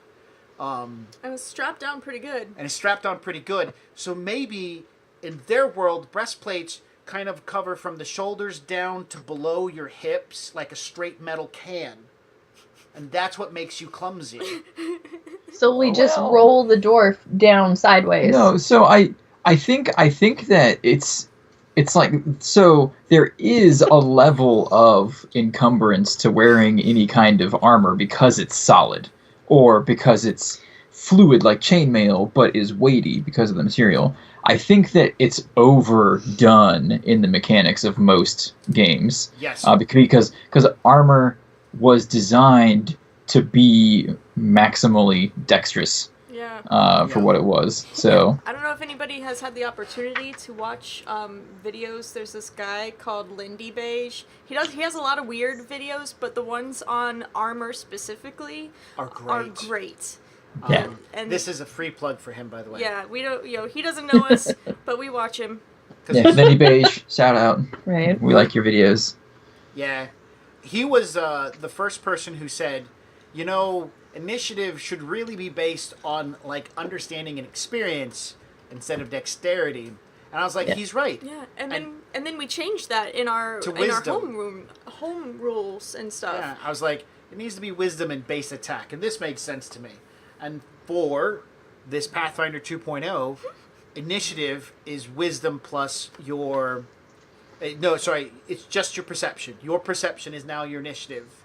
So it's based on your wisdom plus how proficient you are in combat. Well, it's not necessarily. It's just mostly initiative is going to be perception. However, there can be instances where your initiative can be determined by a different skill. Oh, yep. I did not know that. I learned yes. something. Yeah, that was one really interesting quirk of the gameplay or of the playtest Yep. that we did at Gen Con was, every now and then the GM would be like, "Oh no, roll this for your initiative," and we're like, "Oh, What? okay." We might want to fix that. So, I think that once we all understand it, I think it makes sense. Yeah. Okay. yeah. Because it's like if you are 'Cause stealthing, it's then maybe your stealth roll is a more appropriate initiative roll than your perception. Oh. yeah, like that. Oh, okay. Or, if you are about to run like a race, then your athletics would be a better initiative point kind of stuff. So Yeah. Than your perception. Yeah. than your perception. So like if you're trying to run away from things, athletics would be the great one for your initiative. Yeah.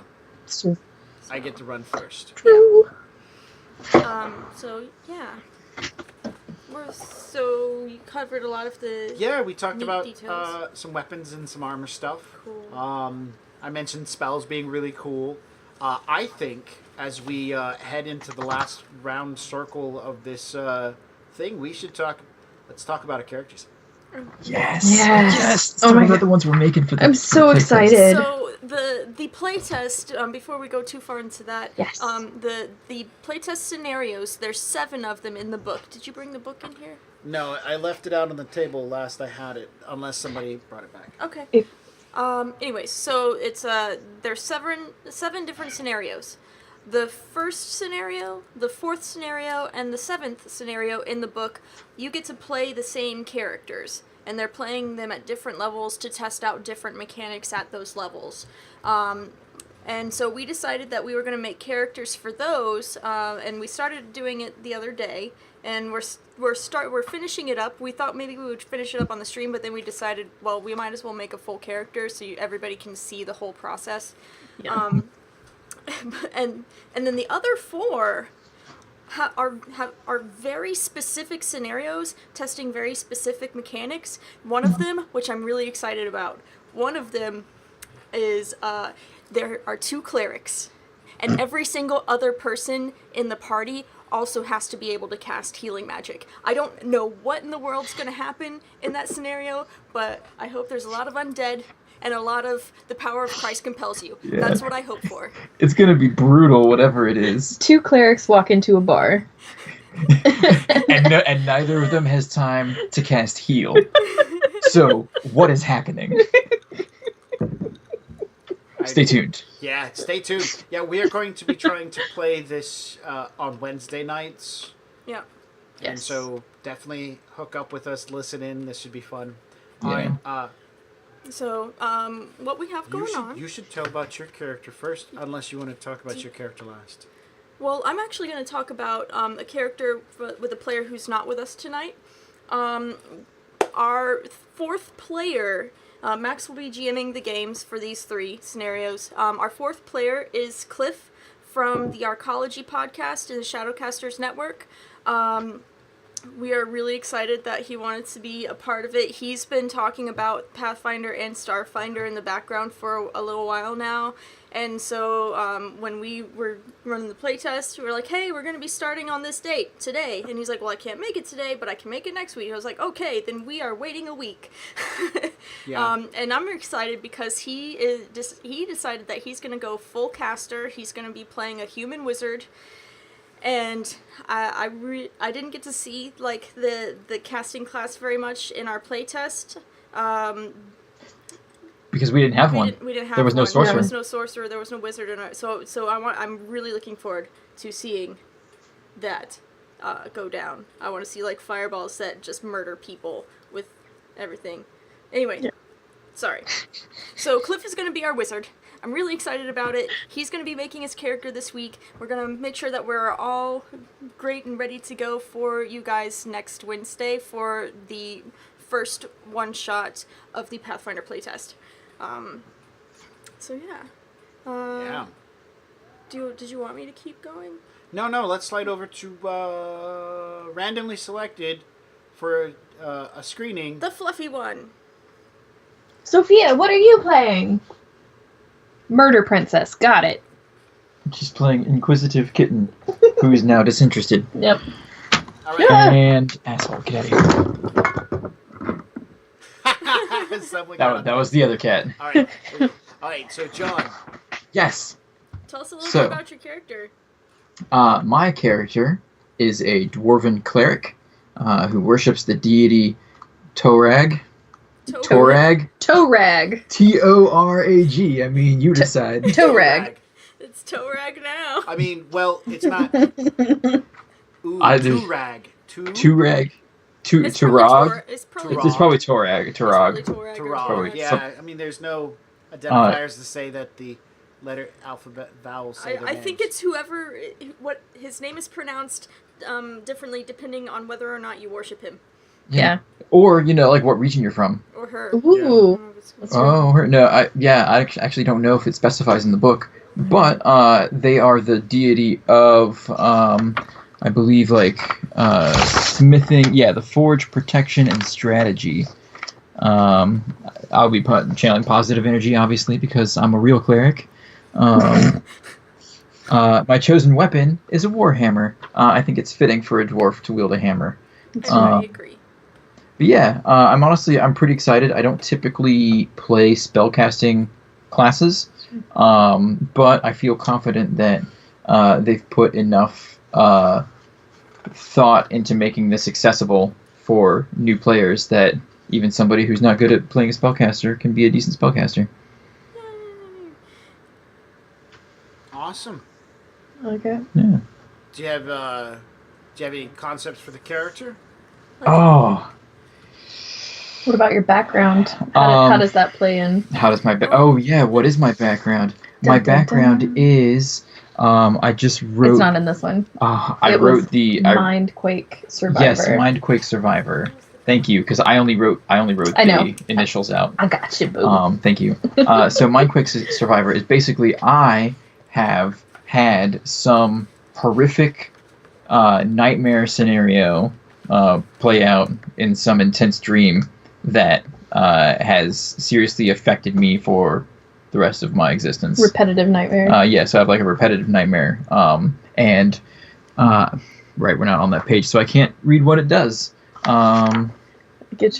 Did you put your background? Sweetheart, I wrote minimal stuff on here. Do you want I'm trying to find the backgrounds right here. Did you want me to read them? Yes, please, if you wouldn't mind. Okay, so you were a Mindquake survivor. That means, as a child, you once woke from a particularly harrowing nightmare, and this nightmare has plagued you ever since. You've had strange thoughts and knowledge that you always felt weren't truly your own. You get to choose 2 ability boosts. One would be in Constitution or Wisdom. The other one is as you choose. And then you also gain the Dubious Knowledge feat, and you're trained in the Dominion of the Black Lore skill. Yes. Oh, I guess it would probably help people to know what my ability scores are.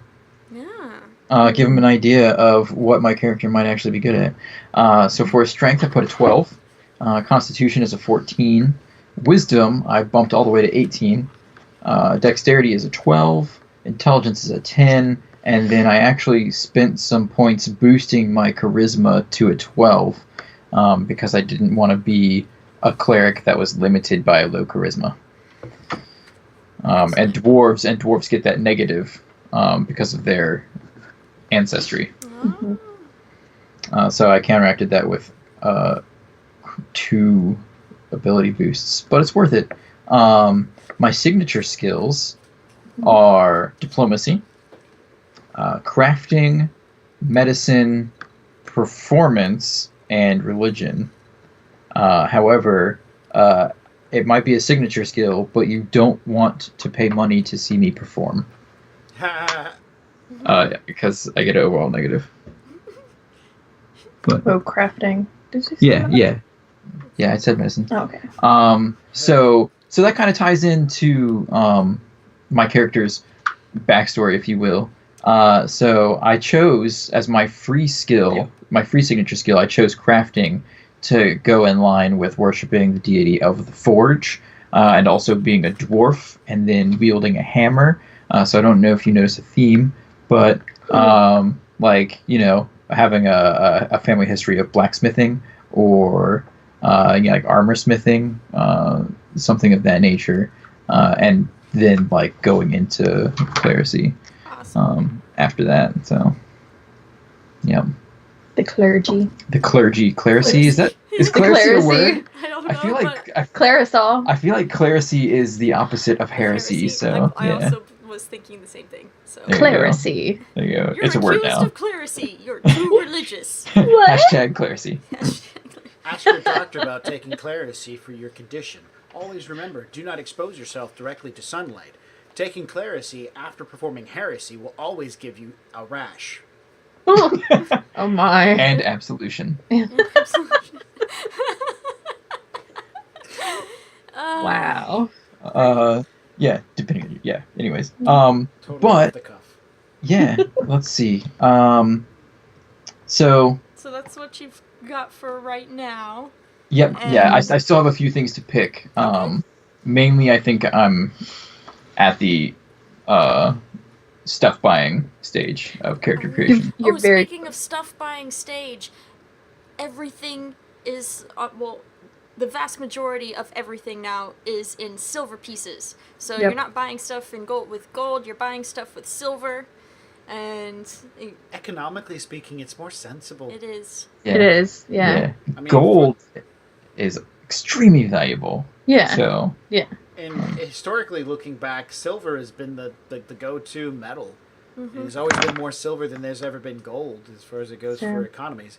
And how often they play a part in the actual circulation. Most of the time, you have the gold standard. That just means you hoard a bunch of gold to back Yeah. up your paper. That makes so, me the standard. It's the gold standard, but with silver pieces as the currency instead of paper, yeah. which doesn't make sense because they have value too. But anyways, I mean, that analogy didn't work. it vaguely equates. Yeah. So, Sarah, do you want to introduce us to your... Oh, before we go on, Dominion of the Black. This is a conglomeration of galaxy-spanning malevolent aliens. So you know shit about galaxy-spanning malevolent aliens. What? Oh.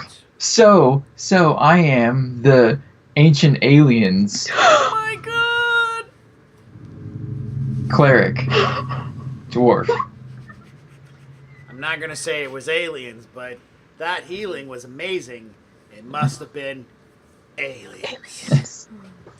Oh, before you get into your character, Sarah, we have a question for the currency stuff. Yeah. As far as like the items are pretty standard. You're better at finding things in books. So all of the items that you get to buy, they're all the same kind of stuff. It's just that the majority of them are now like everything revolves around silver pieces. Essentially, you don't really see a whole lot of stuff for copper, and you don't see a whole lot of stuff for gold. So like a backpack is going to be one silver piece. But then your artisan tools that are really high level are going to be like 3,000 silver pieces. So there is a pretty wide range as far as the price of what you can expect to pay. Let's see. Also, this is going to matter when my character comes into play, but they do the whole bulk thing where you have a limit, but they don't do it in weight anymore. They do it with like your bulk points. I guess, is that what they're called? Yes, your strength modifier plus 5 equals your light load. Yeah. Strength modifier plus 10 equals your medium load. Yeah. Once you exceed that, you're under the heavy strain and problems. Yeah, and the cool part is that everything that you buy has a bulk value as well, so that way you know how heavy things are without really having to worry about math. Yeah. Yay! Like Simple teeny numbers. tiny, teeny tiny items like glass vials And or holly or and stuff like that. mistletoe.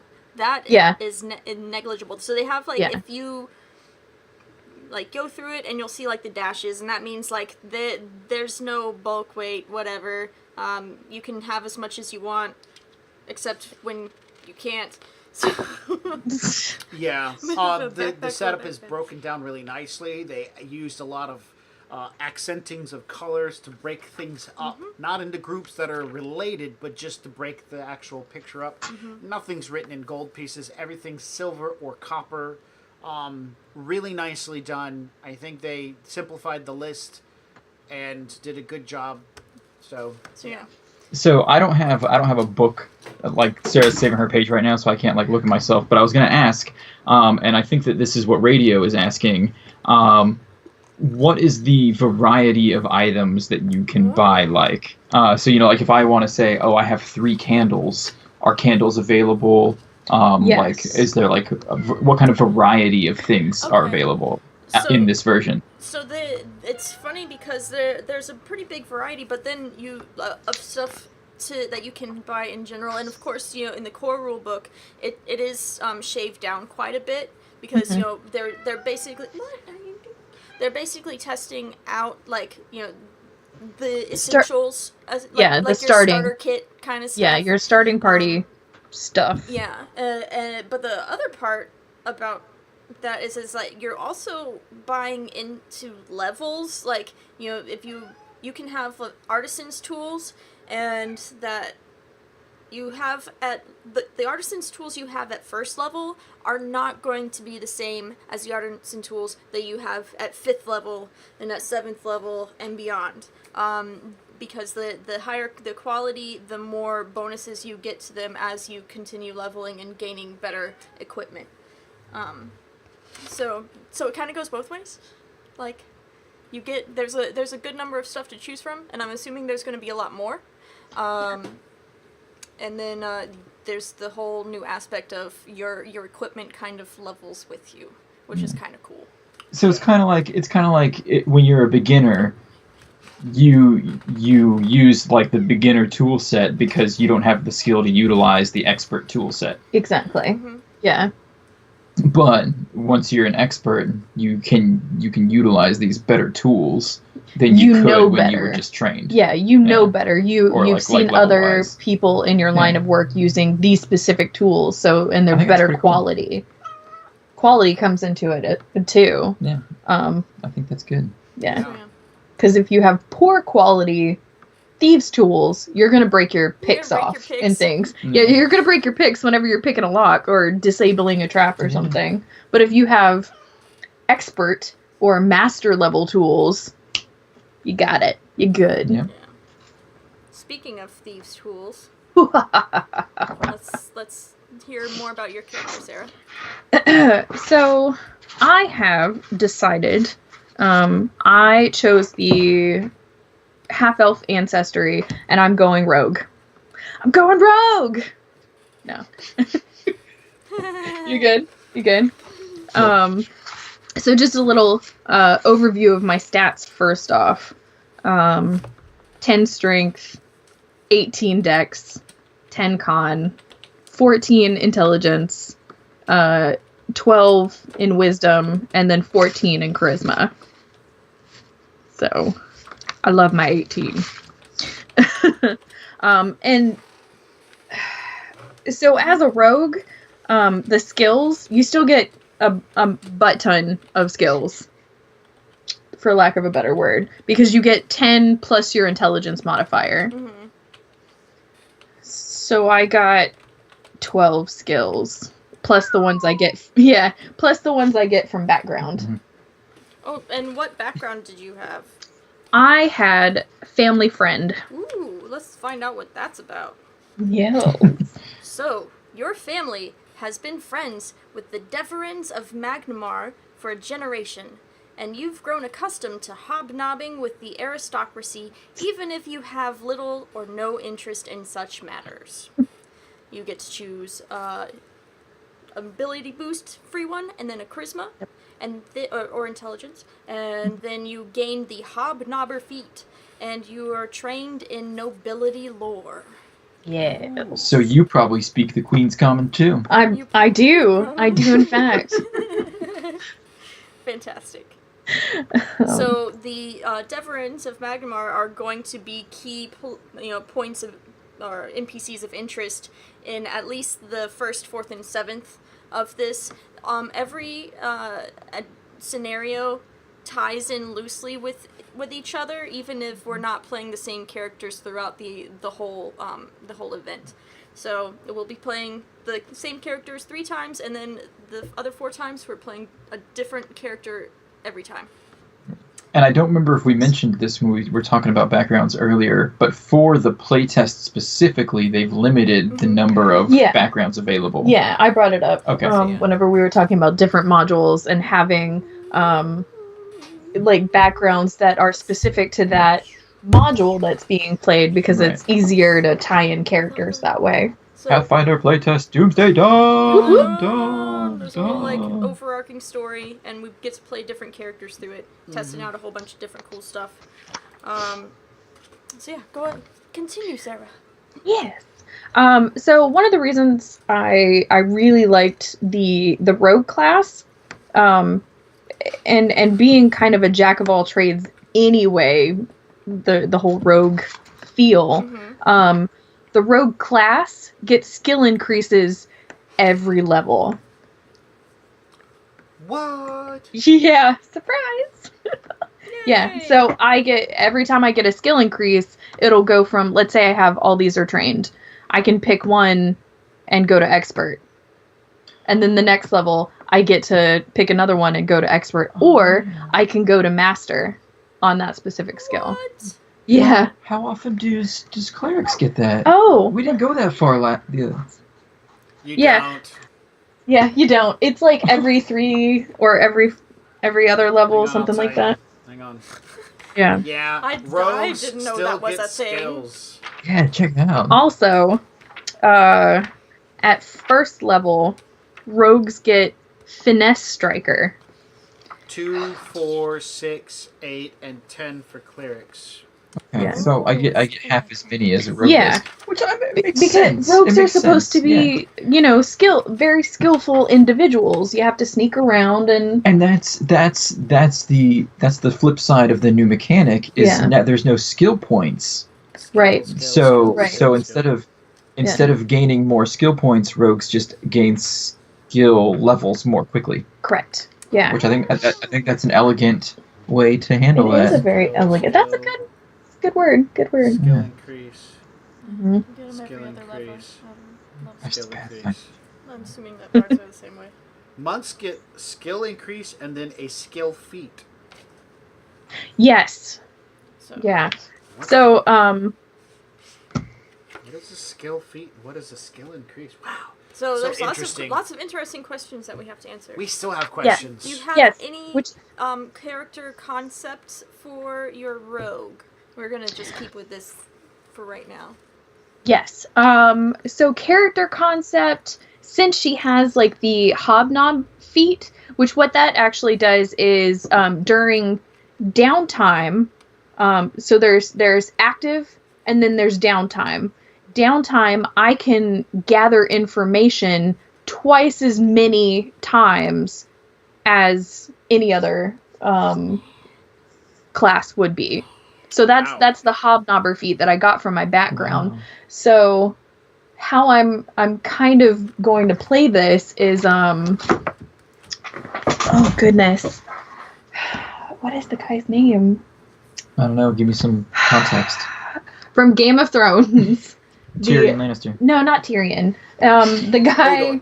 Hodor. No, not Hodor. It's the only The one I know. Jon guy Snow. who had his little birds everywhere. Oh, Varys. Varys. That's how I'm gonna kind of play this. Like I'm gonna know things because I'll be a social butterfly and oh goodness, how are you? Oh yeah. Oh, something bad happened? Tell me about it. That kind of And thing. you'll be a non-threatening eunuch. Yeah, that's what I was like. Well, I'll be a Did he lady. die? So I don't no, know. I don't know. Not No, yet. the other one no. died. Spoiler alerts. Gosh. Yeah, Littlefinger Yeah, died. He died. He, Yeah. I don't Spoiler alert, people. Everyone Sorry. dies. Oh, sorry. I don't even Everyone know who does. Littlefinger is. I just know there's a guy Sorry who goes in around advance. hodoring everywhere. Yeah, well, now Guess no, what? he's dead now too. Spoiler alert. Lord Yeah. Baelish. Ned Stark dies. God, Hashtag bring Ned Stark back. Yeah. Does Sean Bean play Ned Stark? Yeah. Yes. He did. Yes. Yeah. He dies in Did. every movie he's in. Not every movie. I know one. Which one? National Treasure. He doesn't He die just in the end? he just goes to jail. Yeah. Oh. Anyway, Which, I mean, you know. All who right. knows? Anyways, all right. You digress. Sean Bean knowledge. Good job, Yeah. John. You get a point. So another thing that I really liked about the rogue class was finesse striker. So when I attack with an agile or finesse one-handed melee weapon, I get to add my dex modifier to damage. Okay. Wow. That's Yes. kind of cool. So in Pathfinder before the first edition, you had to take exotic weapon proficiencies and get a scimitar, and then take the feat Whirling Dervish to get this Yeah. specifically. Yeah. And it took a lot of feats to get to there. Yeah. Yeah. So now I can have my wonderful swashbuckling Mhm. rogue that does a bunch of DPS. Because that's what she's going to do. Yeah, it's good now. It used to be rather excessive. Yeah. But yeah, they still get sneak attack, but now with no flat-footed, it's a little bit different. So I have to strike them with an agile or finesse weapon, and I still get extra damage. But the way they're quote flat-footed is as long as they didn't go before me. Yeah. It's like a surprise thing. And there's a couple other things that make them quote flat-footed. So noisy. Very cool. Cool. Yeah. So you're Just but overall, like I have tons of skills. you're gonna be and a charismatic murder machine. Yes. That's exactly it. A charismatic murder machine. What's your character's name? Raven. That's so Wah, wah, wah. cliche. I Oh, know. come on. Maybe more Game of Thrones and be like Littlefinger. That's even No. worse. Little That guy Nacho. dies. What? I don't know. How I'm is just that trying to sounds help. Not at all. No, just stop. I'm helping. This is me No. helping. It's not helping. It's not helping. It's not helping. Mark. Max helps by making you pick a name, I or else know. he'll keep suggesting No, terrible I ones. did. Her name is Raven, and she's beautiful with dark hair and green eyes and alabaster skin. So like Huh. every person that you've ever played except No, that's not I'm just true. kidding. Most of I'm mine have totally like lying about that. She's playing herself in this one though. only I don't have green eyes Oh, that's No, true. you don't. and brown.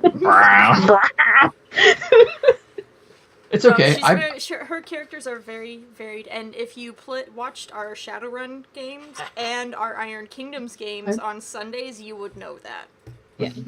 She has been complimented on her voice for her Iron Kingdoms character, as someone has Inari. said, "Wait a minute, where did this other person come from? And who is Sarah playing?" And it's like, no, that's Sarah playing Inari. Yep. So, excellent. I'm excited. I'm excited to see your take on a fancy pants rogue, not just like Right? not just So- like a thievy rogue, like a It's like the complete opposite of me. Like me, I'm not charismatic, so I have to play a charismatic person. That's true. Right. all right. It's my turn to describe my character Wait, that I'm not yes. playing. That you're not playing. That I'm not Yep. playing. That you made. I chose to play a monk, and I found that the monk is really cool. I like a lot of stuff going on with the monk. I like to see how the monk's going to level up. So I'm going to start off with playing by saying my race is elf, and Ancestry. Ancestry. Ancestry. and I'm playing a monk, and I chose the background budding Orceronologist. Wait, what? I'm just going to butcher that one with the chopping action. Hold on. It's this one right here. Budding Osirianologist. See? I told you. I like Go it. ahead and read it. I like it. The secrets buried in the seemingly endless sands of the nation of Osirian have long intrigued you, even though you've never actually visited the nation. You're the so fanboy intrigued. who has posters of pyramids all over their room. I've got a and giant never- pillow you've got a- of a pyramid that I That's- snuggle up to. Fantastic. It's Pillow Mid. He's the lead female character from The Mummy, Yeah. the But good I'm a one. dude. Yeah, but you're But you're a dude. And- Someday, you Soon. hope to correct that. Yes. So you get to choose either dexterity or intelligence to boost, and then you get a free one. So I chose dexterity. I never put anything into my intelligence. I'm rather average when it comes to being an elf as far as intelligence goes. You interrupted me. And you gain the terrain stalker (parentheses rebel) feat, and you are trained in ancient Assyrian lore. That's right, ancient Assyrian lore. I have a lot of books. I figured the pyramid obsessed monk, ancient aliens cleric, smells like Star Cake. Bravo So, Radio. I figured the terrain rubble experience that my character has is because he doesn't clean his room. And navigating through his personal quarters requires that level of expertise that has somehow transcended into the real world as a real world skill. The monks kicked him out of the order because they needed to clean the room. There were things in there, like an audiog moved in, and they're like, no, dude, we're done. But he's well built. I got an 18 in strength. Oh, it all comes from my kung fu practice.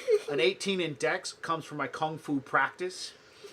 There was some cheesy film where the guy's like, Master, I will do this thing. And the master's like, you cannot do this thing. And can you snatch the pebble from my hand? And the guy goes, whoosh, okay, I've got it. Can I do the thing? What was it? Was it Fried kung fu or something? Fried kung fu? no? Sounds delicious. I know. I have an idea of the movie you're talking about, but that is not the name of it. Anyways, Is it Kung Friday? Kung Friday? No. That might be a good That's a name. good one, though. Anyways, my constitution modifier is terrible. Why? Because I spent so much time in my room studying about ancient aliens that I'm an overweight elf.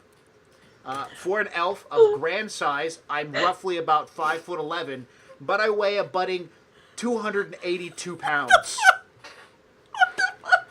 Running is not my expertise. So I decided not to put anything into acrobatics or athletics, even though I've been trained in them for a long period of time.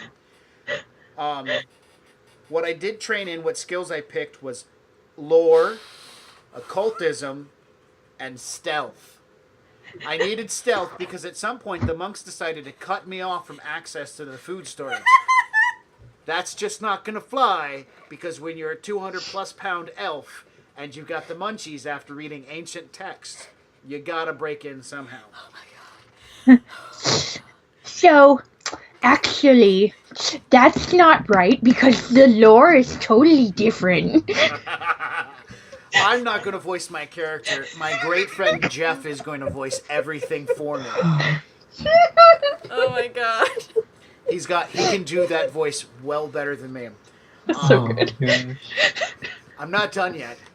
Oh, God. My preferred skills of martial arts are my bow staff and nunchucks. I have been training furiously with bow staffs and nunchucks, and I use shurikens because I have nunchuck skills. Chicks dig nunchuck skills. Yes. And bow staff Oh skills. my god. Yes. Do you have a bow Is staff? that a bow staff in your pocket? You should... I carry my bow. I carry You my can't bow see staff. what's in his pocket because Carry his my belly bow is staff over. with my backpack. That's stupid. Who puts a bow staff in their pocket? Anyways, as this gigano elf truds across the land complaining about how he's sweating in inappropriate places, I have trained in things like powerful fist, flurry of blows, graceful expertise, Graceful. and as my ancestry trait, I chose nimble. Yeah, I'm not very nimble. It gave me a bonus to acrobatics, but I sucked at acrobatics. I got the roll down though. Tumble. No. That's all you need. Californian. Sushi. Delicious. Yes. Delicious. I'm a master at the chopsticks. Okay. I haven't decided upon my character's name, so if anybody has an idea what Stevens. this obscenely fat elf. However, just remember, the guys in Ancient Aliens, they have some pretty unusual names as well, so you've got a lot of Yeah. different inspiration to choose from.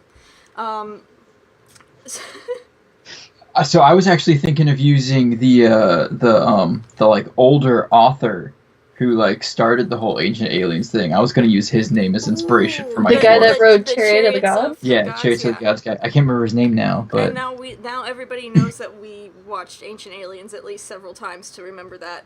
So yeah, right. oops. And maybe we are Asian alien conspiracy theorists. Maybe Go we judge are. us. Maybe. You did it. You did it! Don't judge me. I'm just here to study the pyramids. Watch you go to Assyrian, and there are no pyramids. There were pyramids here. I studied it. I swear, look at the outline in the ground.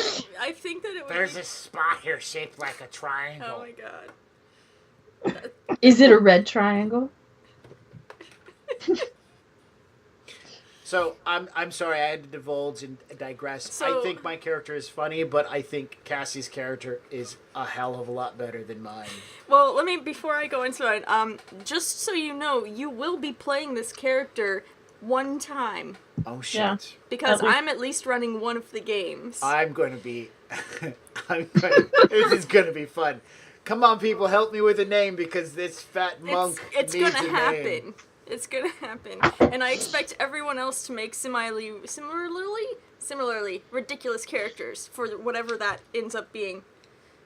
Oh man, that's a tall order. Yeah, I know. Look what you got to live up to. Anyway. I know, right? It's a tough act to follow. So, I heard a rumor, and by rumor meaning I talked to some of the designers and people who've already playtested second edition Pathfinder, and they have all unanimously said that bards are better now. Thank God. I actually removed that class. So, I'm playing a goblin bard. Hell yeah. I'm very excited about this excellent opportunity to play both one of the new races and ancestries. Don't worry, I corrected myself. And a class that they have done a massive overhaul on, apparently. So, I'm looking forward to it. They actually, one thing I do know for sure is that the bards don't have the arcane spell casting stuff anymore. They have their own list of, is it like occultic or something? They have their own spell list now that's separate from what they... Occultism. Yeah, occultism. That's separate from, the wizards and whatnot. So that differentiates them some. And then, hopefully I'll find out more about how these bards are different by playing one. So, with that being said, my stats are strength 10. Who needs strength when you are amazing at other things? I have a 16 con. I have a 16 dexterity. I've been drinking. I apologize. I have a 16 dexterity, a 14 constitution, 10 intelligence because I'm a goblin. Who needs an intelligent goblin in their group? Hashtag Yeah. nobody. A wisdom of 10, also. No. And a charisma of 18. I am the most charismatic goblin you will ever meet. You're so cute. I'm not so cute. Hold on. I am a master musician and performer. I'm quite excited about this character concept because my background is Goblin Yeah. Renegade. Look at that. And they're so cute. Like, look at that face. How Yeah. can I think you not love the- that face? I think the top one may be female. It's a hungry looking Maybe the face. bottom one is female. Who knows? Yep. It's gonna be great. Charismatic. Yes. And my background is Goblin Renegade. You have been working with a gang of goblin burglars, but that new leader was no good. It took a lot of guts to stand up to him, but you survived. You know what that means, guys? I killed him. Now beat you're him. stuck with the Longshanks, and then I killed everybody else, apparently. But maybe you can get back at the old boss. Oh, never mind. He crawled away with 1 hit point. Now he's still alive. Okay. And then I got to choose either dexterity or charisma for my bonus, and then another ability boost, which I also boosted my charisma once again. And I gain the quick repair feat, and I'm trained in criminal lore. Criminal lore? Yeah. That's cool. So, But you're like this little guy. What crimes are you gonna stop? Hang on, let me get my character face. You're just a little guy. What kind of crimes are you gonna stop?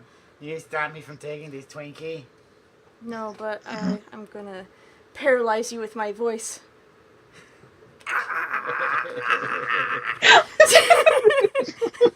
So, check this out.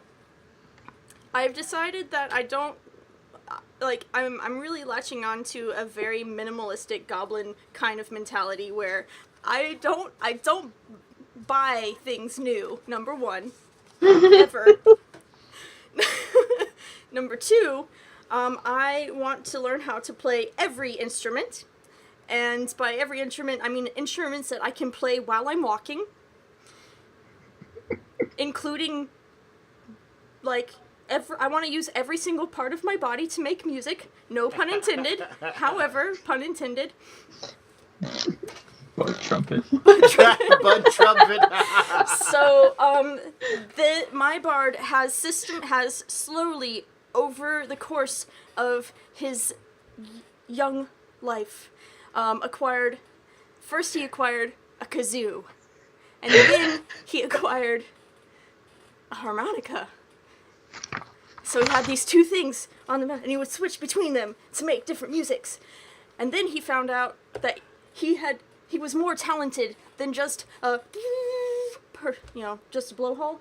Can I say that? Yeah. So he began to construct around him his whole band of himself.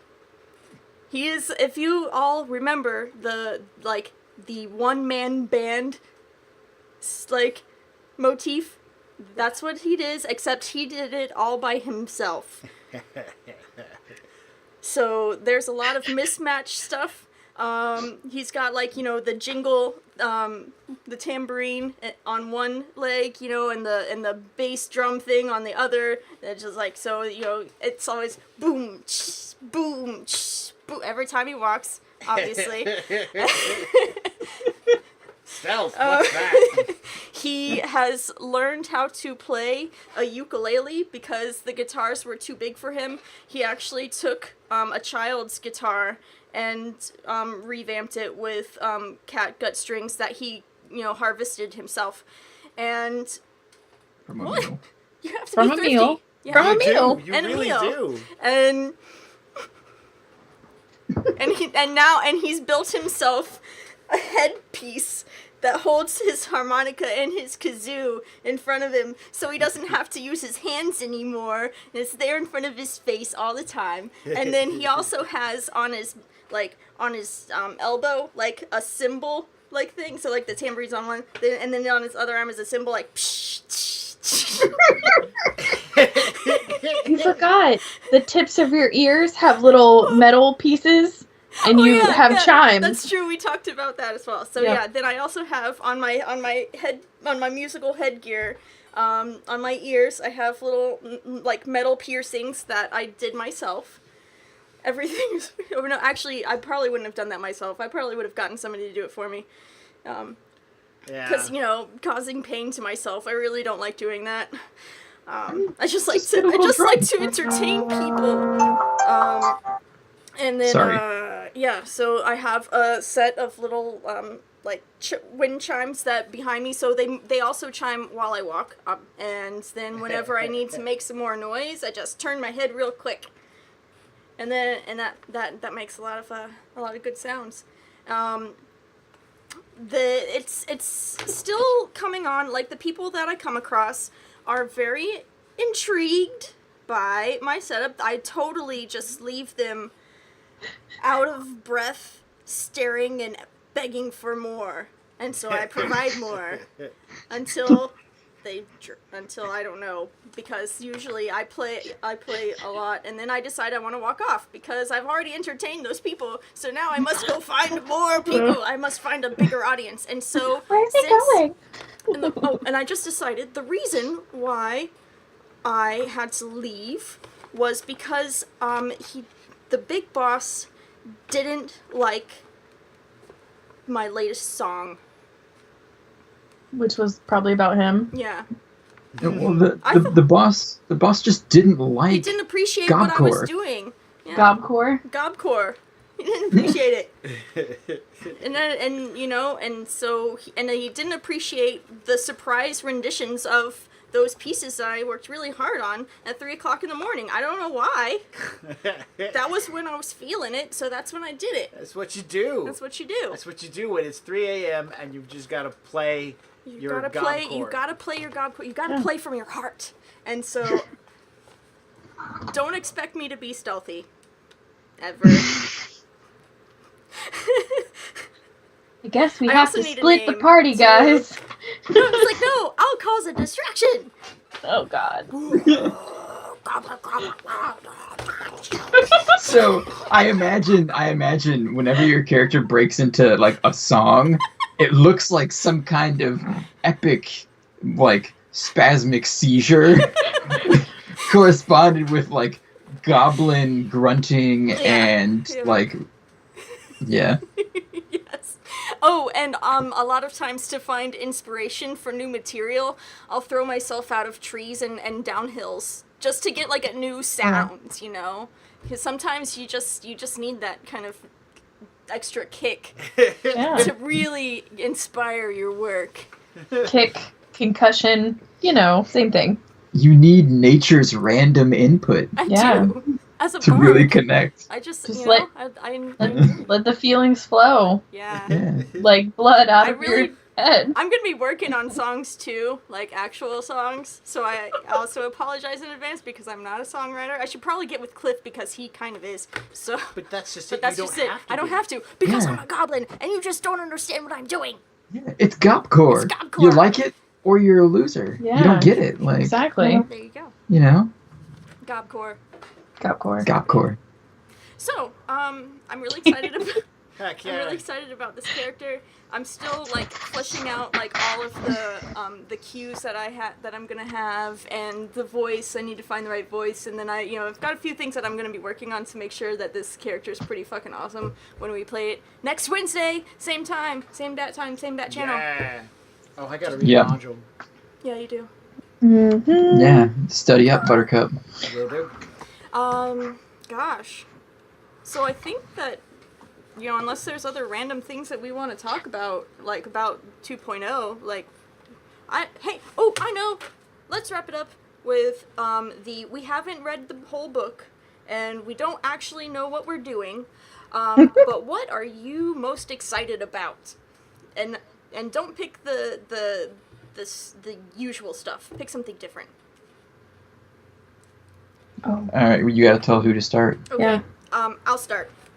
So, first off, I am insanely excited about landscape character sheets. That's number one. I'm very excited about it. Don't ask me why. I just really like landscape. I mean, And Civilized. I hope that they keep it when they do their final character sheet setup. Another thing that I'm really excited about is I'm insanely excited about both critting more and failing more. Probably more of the failing more because I really, with this character at least, I think the fails are going to be far more awesome than the successes. Yes. With my fat elf monk character, even though acrobatics is not a class, I intend to use it. He intends to do rolls and ducks and stuff, even though his penalty will hinder his ability to do. I don't care. That's not what I'm making the character to perform and have fun with, and so failure makes it more entertaining for me.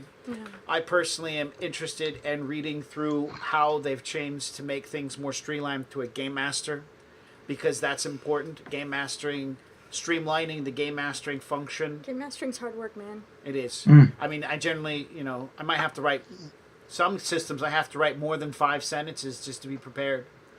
Yeah. That's a lot. That's a lot for him. Yeah. She still doesn't get how I do that, but it's when you're writing for a module, reading a module is easy. If the module reads well, it makes it so much easier. Side note, I want to talk about the bestiary real quick. If you're going to get the bestiary to look at a bunch of cool, colorful pictures of monsters and stuff like that, don't. It's just not stat prepared. blocks. It's just stat blocks and your imagination. And your imagination. Yep. There are some pictures, but they have nothing to do with the monsters. But yeah, take a look at the monsters and whatnot. It's pretty gosh darn cool. Mm-hmm. I haven't delved into too much. We recently got a hold of a new game system that Cassie is very interested in, and the guy did a lot of minimalization for the monster stat blocks, which was really cool. I hope that during the process of reading through, I can give some advice on how to minimize the bestiary stat blocks, because it's really needed. Yeah. I came from a world where Rollmaster was a thing, and if you've never played Rollmaster, You haven't lived. you haven't made a character. And if you're thinking, oh, hey, Rollmaster must be this really hard game system and it's really complicated, I'm just going to toss out, it's a game system called Living Steel. You need days to create characters and days to do combat. I do not put anyone through that game system ever again. It was complicated. Yeah, ain't nobody got time. When for you that. have to calculate the trajectory speed of your bullet when it impacts the individual's armor and the angle of armor which is actually impacting it. It's okay. It's okay. Nightmares. Okay. All right. Nightmares. Next. So I actually wanted to go next because I was gonna tag on to the topic Max was talking about before he started ranting about the other game system, and I completely forgot what that was because I Talking was about the bestiary. Yes. Simplistic codes. Excellent. Thank you for reminding me. So, about the bestiary, just a note. While Cassie and I were at Gen Con, we had the opportunity to talk to a lot of people who work with Paizo and have had, their fingers deep in the 2.0 playtest creation. Yeah. And the reason the bestiary doesn't have a lot of artwork is because they wanted to get the largest number of options out there stat-wise for people to start playing with. So they were more concerned with the content of the monsters than the visual aspect of it, because let's face it, it's a tabletop role-playing game, and 90% of the game is theater of the mind anyways. Yeah. So that was what I wanted to tag on. But what I'm excited about, personally, is the way that they have taken one mechanic and used it across the character sheet, the way that they broke down skills with the level of trainedness that you are. Yeah. So, that is spread over to the saving throws, it's spread over to your armor proficiencies, your weapon proficiencies, your melee strikes, all of that is based off one single mechanic. Yeah. Applied in slightly different ways, but ultimately the math works out the same. Yeah. So I think that makes it easier for players to create characters, and it makes it easier for new game masters to remind their players how a mechanic works, because it's one mechanic used everywhere. Everywhere. Good. So, point. Very Dude, good that's point. actually a really good point. Thank That is you. really. yep, that's me. Keep it simple. Yeah. Yeah. I mean, that was kind of. Oh, did I steal it? Well, no, you didn't steal it, because you explained it really, really well. And I'm very excited to see how the skill mechanics actually work. I'm also really, and we didn't talk about this at all because we just generated a first level character. But multi-classing is totally different now. It is. You wanna talk Instead about of it? Yeah. So instead of before, you would take one level in, let's say, rogue, and then one level in fighter, and then you had to add the saving throws together and then look at all this other stuff, and there was a lot of things to keep track of. Now instead, it's a feat. It's a feat that you can take. Yeah. And you stay on the same track of your main class that you've taken. I would stay on rogue, but I would take a feat that would give me a multi-class archetype. and it would give me certain bonuses to skills or a feat to use a better weapon or a different, like it'll take me to martial weapons instead of just having simple weapons. So they've simplified the multi-classing a lot with this, and even if you're not going to play in the playtest, take a look at it, like read over some of the stuff. It's really, really interesting. And then also the leveling itself seems really streamlined across the board. You know, you increase your hit points, you get another class feature, you increase your skills that way with, you know, skill boosts, and then you eventually also get ability boosts too from that. But you stay in your class, and your class has it all scripted out what you get at each level. Yeah, multi-classing is like dipping a toe in. Exactly. Yeah. Exactly. So Like- it's pretty cool, and I think that maybe we should kind of explore with that mechanic, like in one of the things down the road. Like Definitely, I I think one of the main 4 should be. Yeah. So this is I think this has turned out pretty good. There was something that I was gonna say and then I forgot about it. Not a big deal. Yeah. Awesome. All right. Well, I think we've pretty much reached the end of our time tonight. We're going to take a moment to let our audience do some quick shouting out if you guys want to ask any questions. Now I remember. So, for the playtest, everybody, if you're interested in actually playing the playtest, you can download all of the materials at paizo.com/Pathfinder Playtest. I'm putting it in the chat right now. That's not why didn't your thing copy it? Don't email that guy. He does. Well, actually, email that guy if you want some really cool artwork. So, God, why won't your thing do it? Can I do it? Thank you. You guys were muted for a while. You I don't know guys what were happened. 'Cause you're- cut out. Okay. She's hitting Control C and we have stuff going on, so hang on 1 second. His Control C apparently isn't copy. Yeah, because we're currently in. A different program that's recording. That's Oh, okay. correct. Choosing. Anyway, what I was gonna say, that email is an email to a really great artist. So if you're looking to have some commission stuff done, totally check him out. But that is actually the playtest. Can you hear us? Yeah, Yes. yeah, we can. But what email was it? Because Yeah. you were muted when you were talking about the The email. one that's in the chat right now. Oh, okay. Yeah. And then you can download all of the materials there. And if you've got a group together, play it, test it out, have fun with it, try to break the system. They have a whole series of feedback forms and surveys as well that go along with it. So after every scenario you finish, then you can go in and you can write down a lot of the things that happened, what milestones you reached, how did this mechanic work, and all of that information goes straight back to the 4 designers, because there's only 4 people that did this, four designers that made this book so they can make it better. And then I was going to say, if you can't, or you don't have the people that are interested in playing, we are going to be playing every scenario live on Twitch. And so if you can't play it, but you still want to be a part of the playtest in general, come watch us play. If you have questions, place them in the chat. We can make sure that everything gets addressed, whether we address it on stream or reach out to you off stream. Because we want everybody to be involved. So if you don't have anyone to play with, come play with us. Yes. Yeah. Yes. So, because we want you guys to have fun. We want to show off the system because we're really excited about it. And that's what I want to say. So if you don't have anyone to play with, come play with us.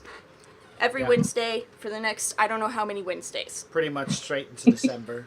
And can I add that if you do play, please do take the time to fill out the surveys and the opinion polls open survey. Give them your honest feedback, because this is our chance as a community to influence a game design, and Paizo really wants players' input. Yeah. So don't miss a chance to have your opinion heard.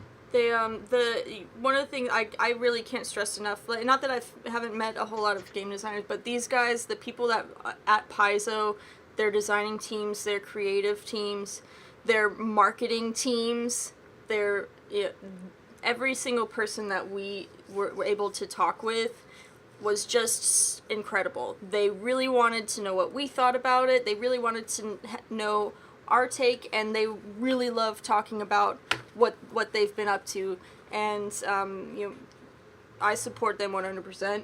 I support pretty much any game 100%, but it's a different feeling when you actually get to talk to the people who made it. It's really cool. So that you can find them on social media too. I'm sure just look for them, tell them how you like the game. Stalk them. Stalk them. Don't stalk them. No, don't. Not don't not them. literally Don't stalk stalk. them. Just Like- see what they're up to. Give them your feedback. Give them your cheers. You don't creep on them. Don't creep on them. Yeah, That's please creepy. be respectful. Yeah. We're all people. Yeah. Because I Anyway. hate competition. That's true. He's. I'm already creeping on all of them. All right. Well, Well, so but on that note, come to the playtest. Come watch us play on Wednesdays. Play this game, and then tell them what you really think of it. Even if you think that it's the worst game since the Because worst they're since really, fourth they're edition missing. Dungeons and Dragons. I mean, trust us when we say it's better than 4th edition Dungeons and Dragons. Because that was crap. That's Painful. not the creative people's Painful. fault, though. That was the Hasbro. That was Hasbro. Don't Yeah. blame the creators. Blame Hasbro. I mean, Yeah. they got some dude from accounting to come in and fix it. I kid you not. It was Anyways, I could go off on that one. It's a long story, just like the double-bladed bar stool. Oh, yeah, that's true. well, let's save that for another We'll time. save that Yeah. for another time. Okay. And thank you so much for everybody who stuck around and listened to our character creation and Yeah. our antics in general. We really appreciate your support. If you are new to the channel, please give us a like, a follow, I believe is what it is. Yes. Yes. Because we are slowly working on building up to a Twitch affiliate, and we are 10 followers away from meeting that goal and Just 10. and starting to grow up. We'll be so big. And I want to say hi to Joe. I see you've been listening. Hey, Joe. Nice to see you join us again. I'm going to be reaching out to you soon. Yes. I want to we'll chat. Other than that, I'm pretty much I think done. we're done. I'm All done. right. Well, Yeah. with that, good night, everybody. Good night. Good night. Thanks for coming.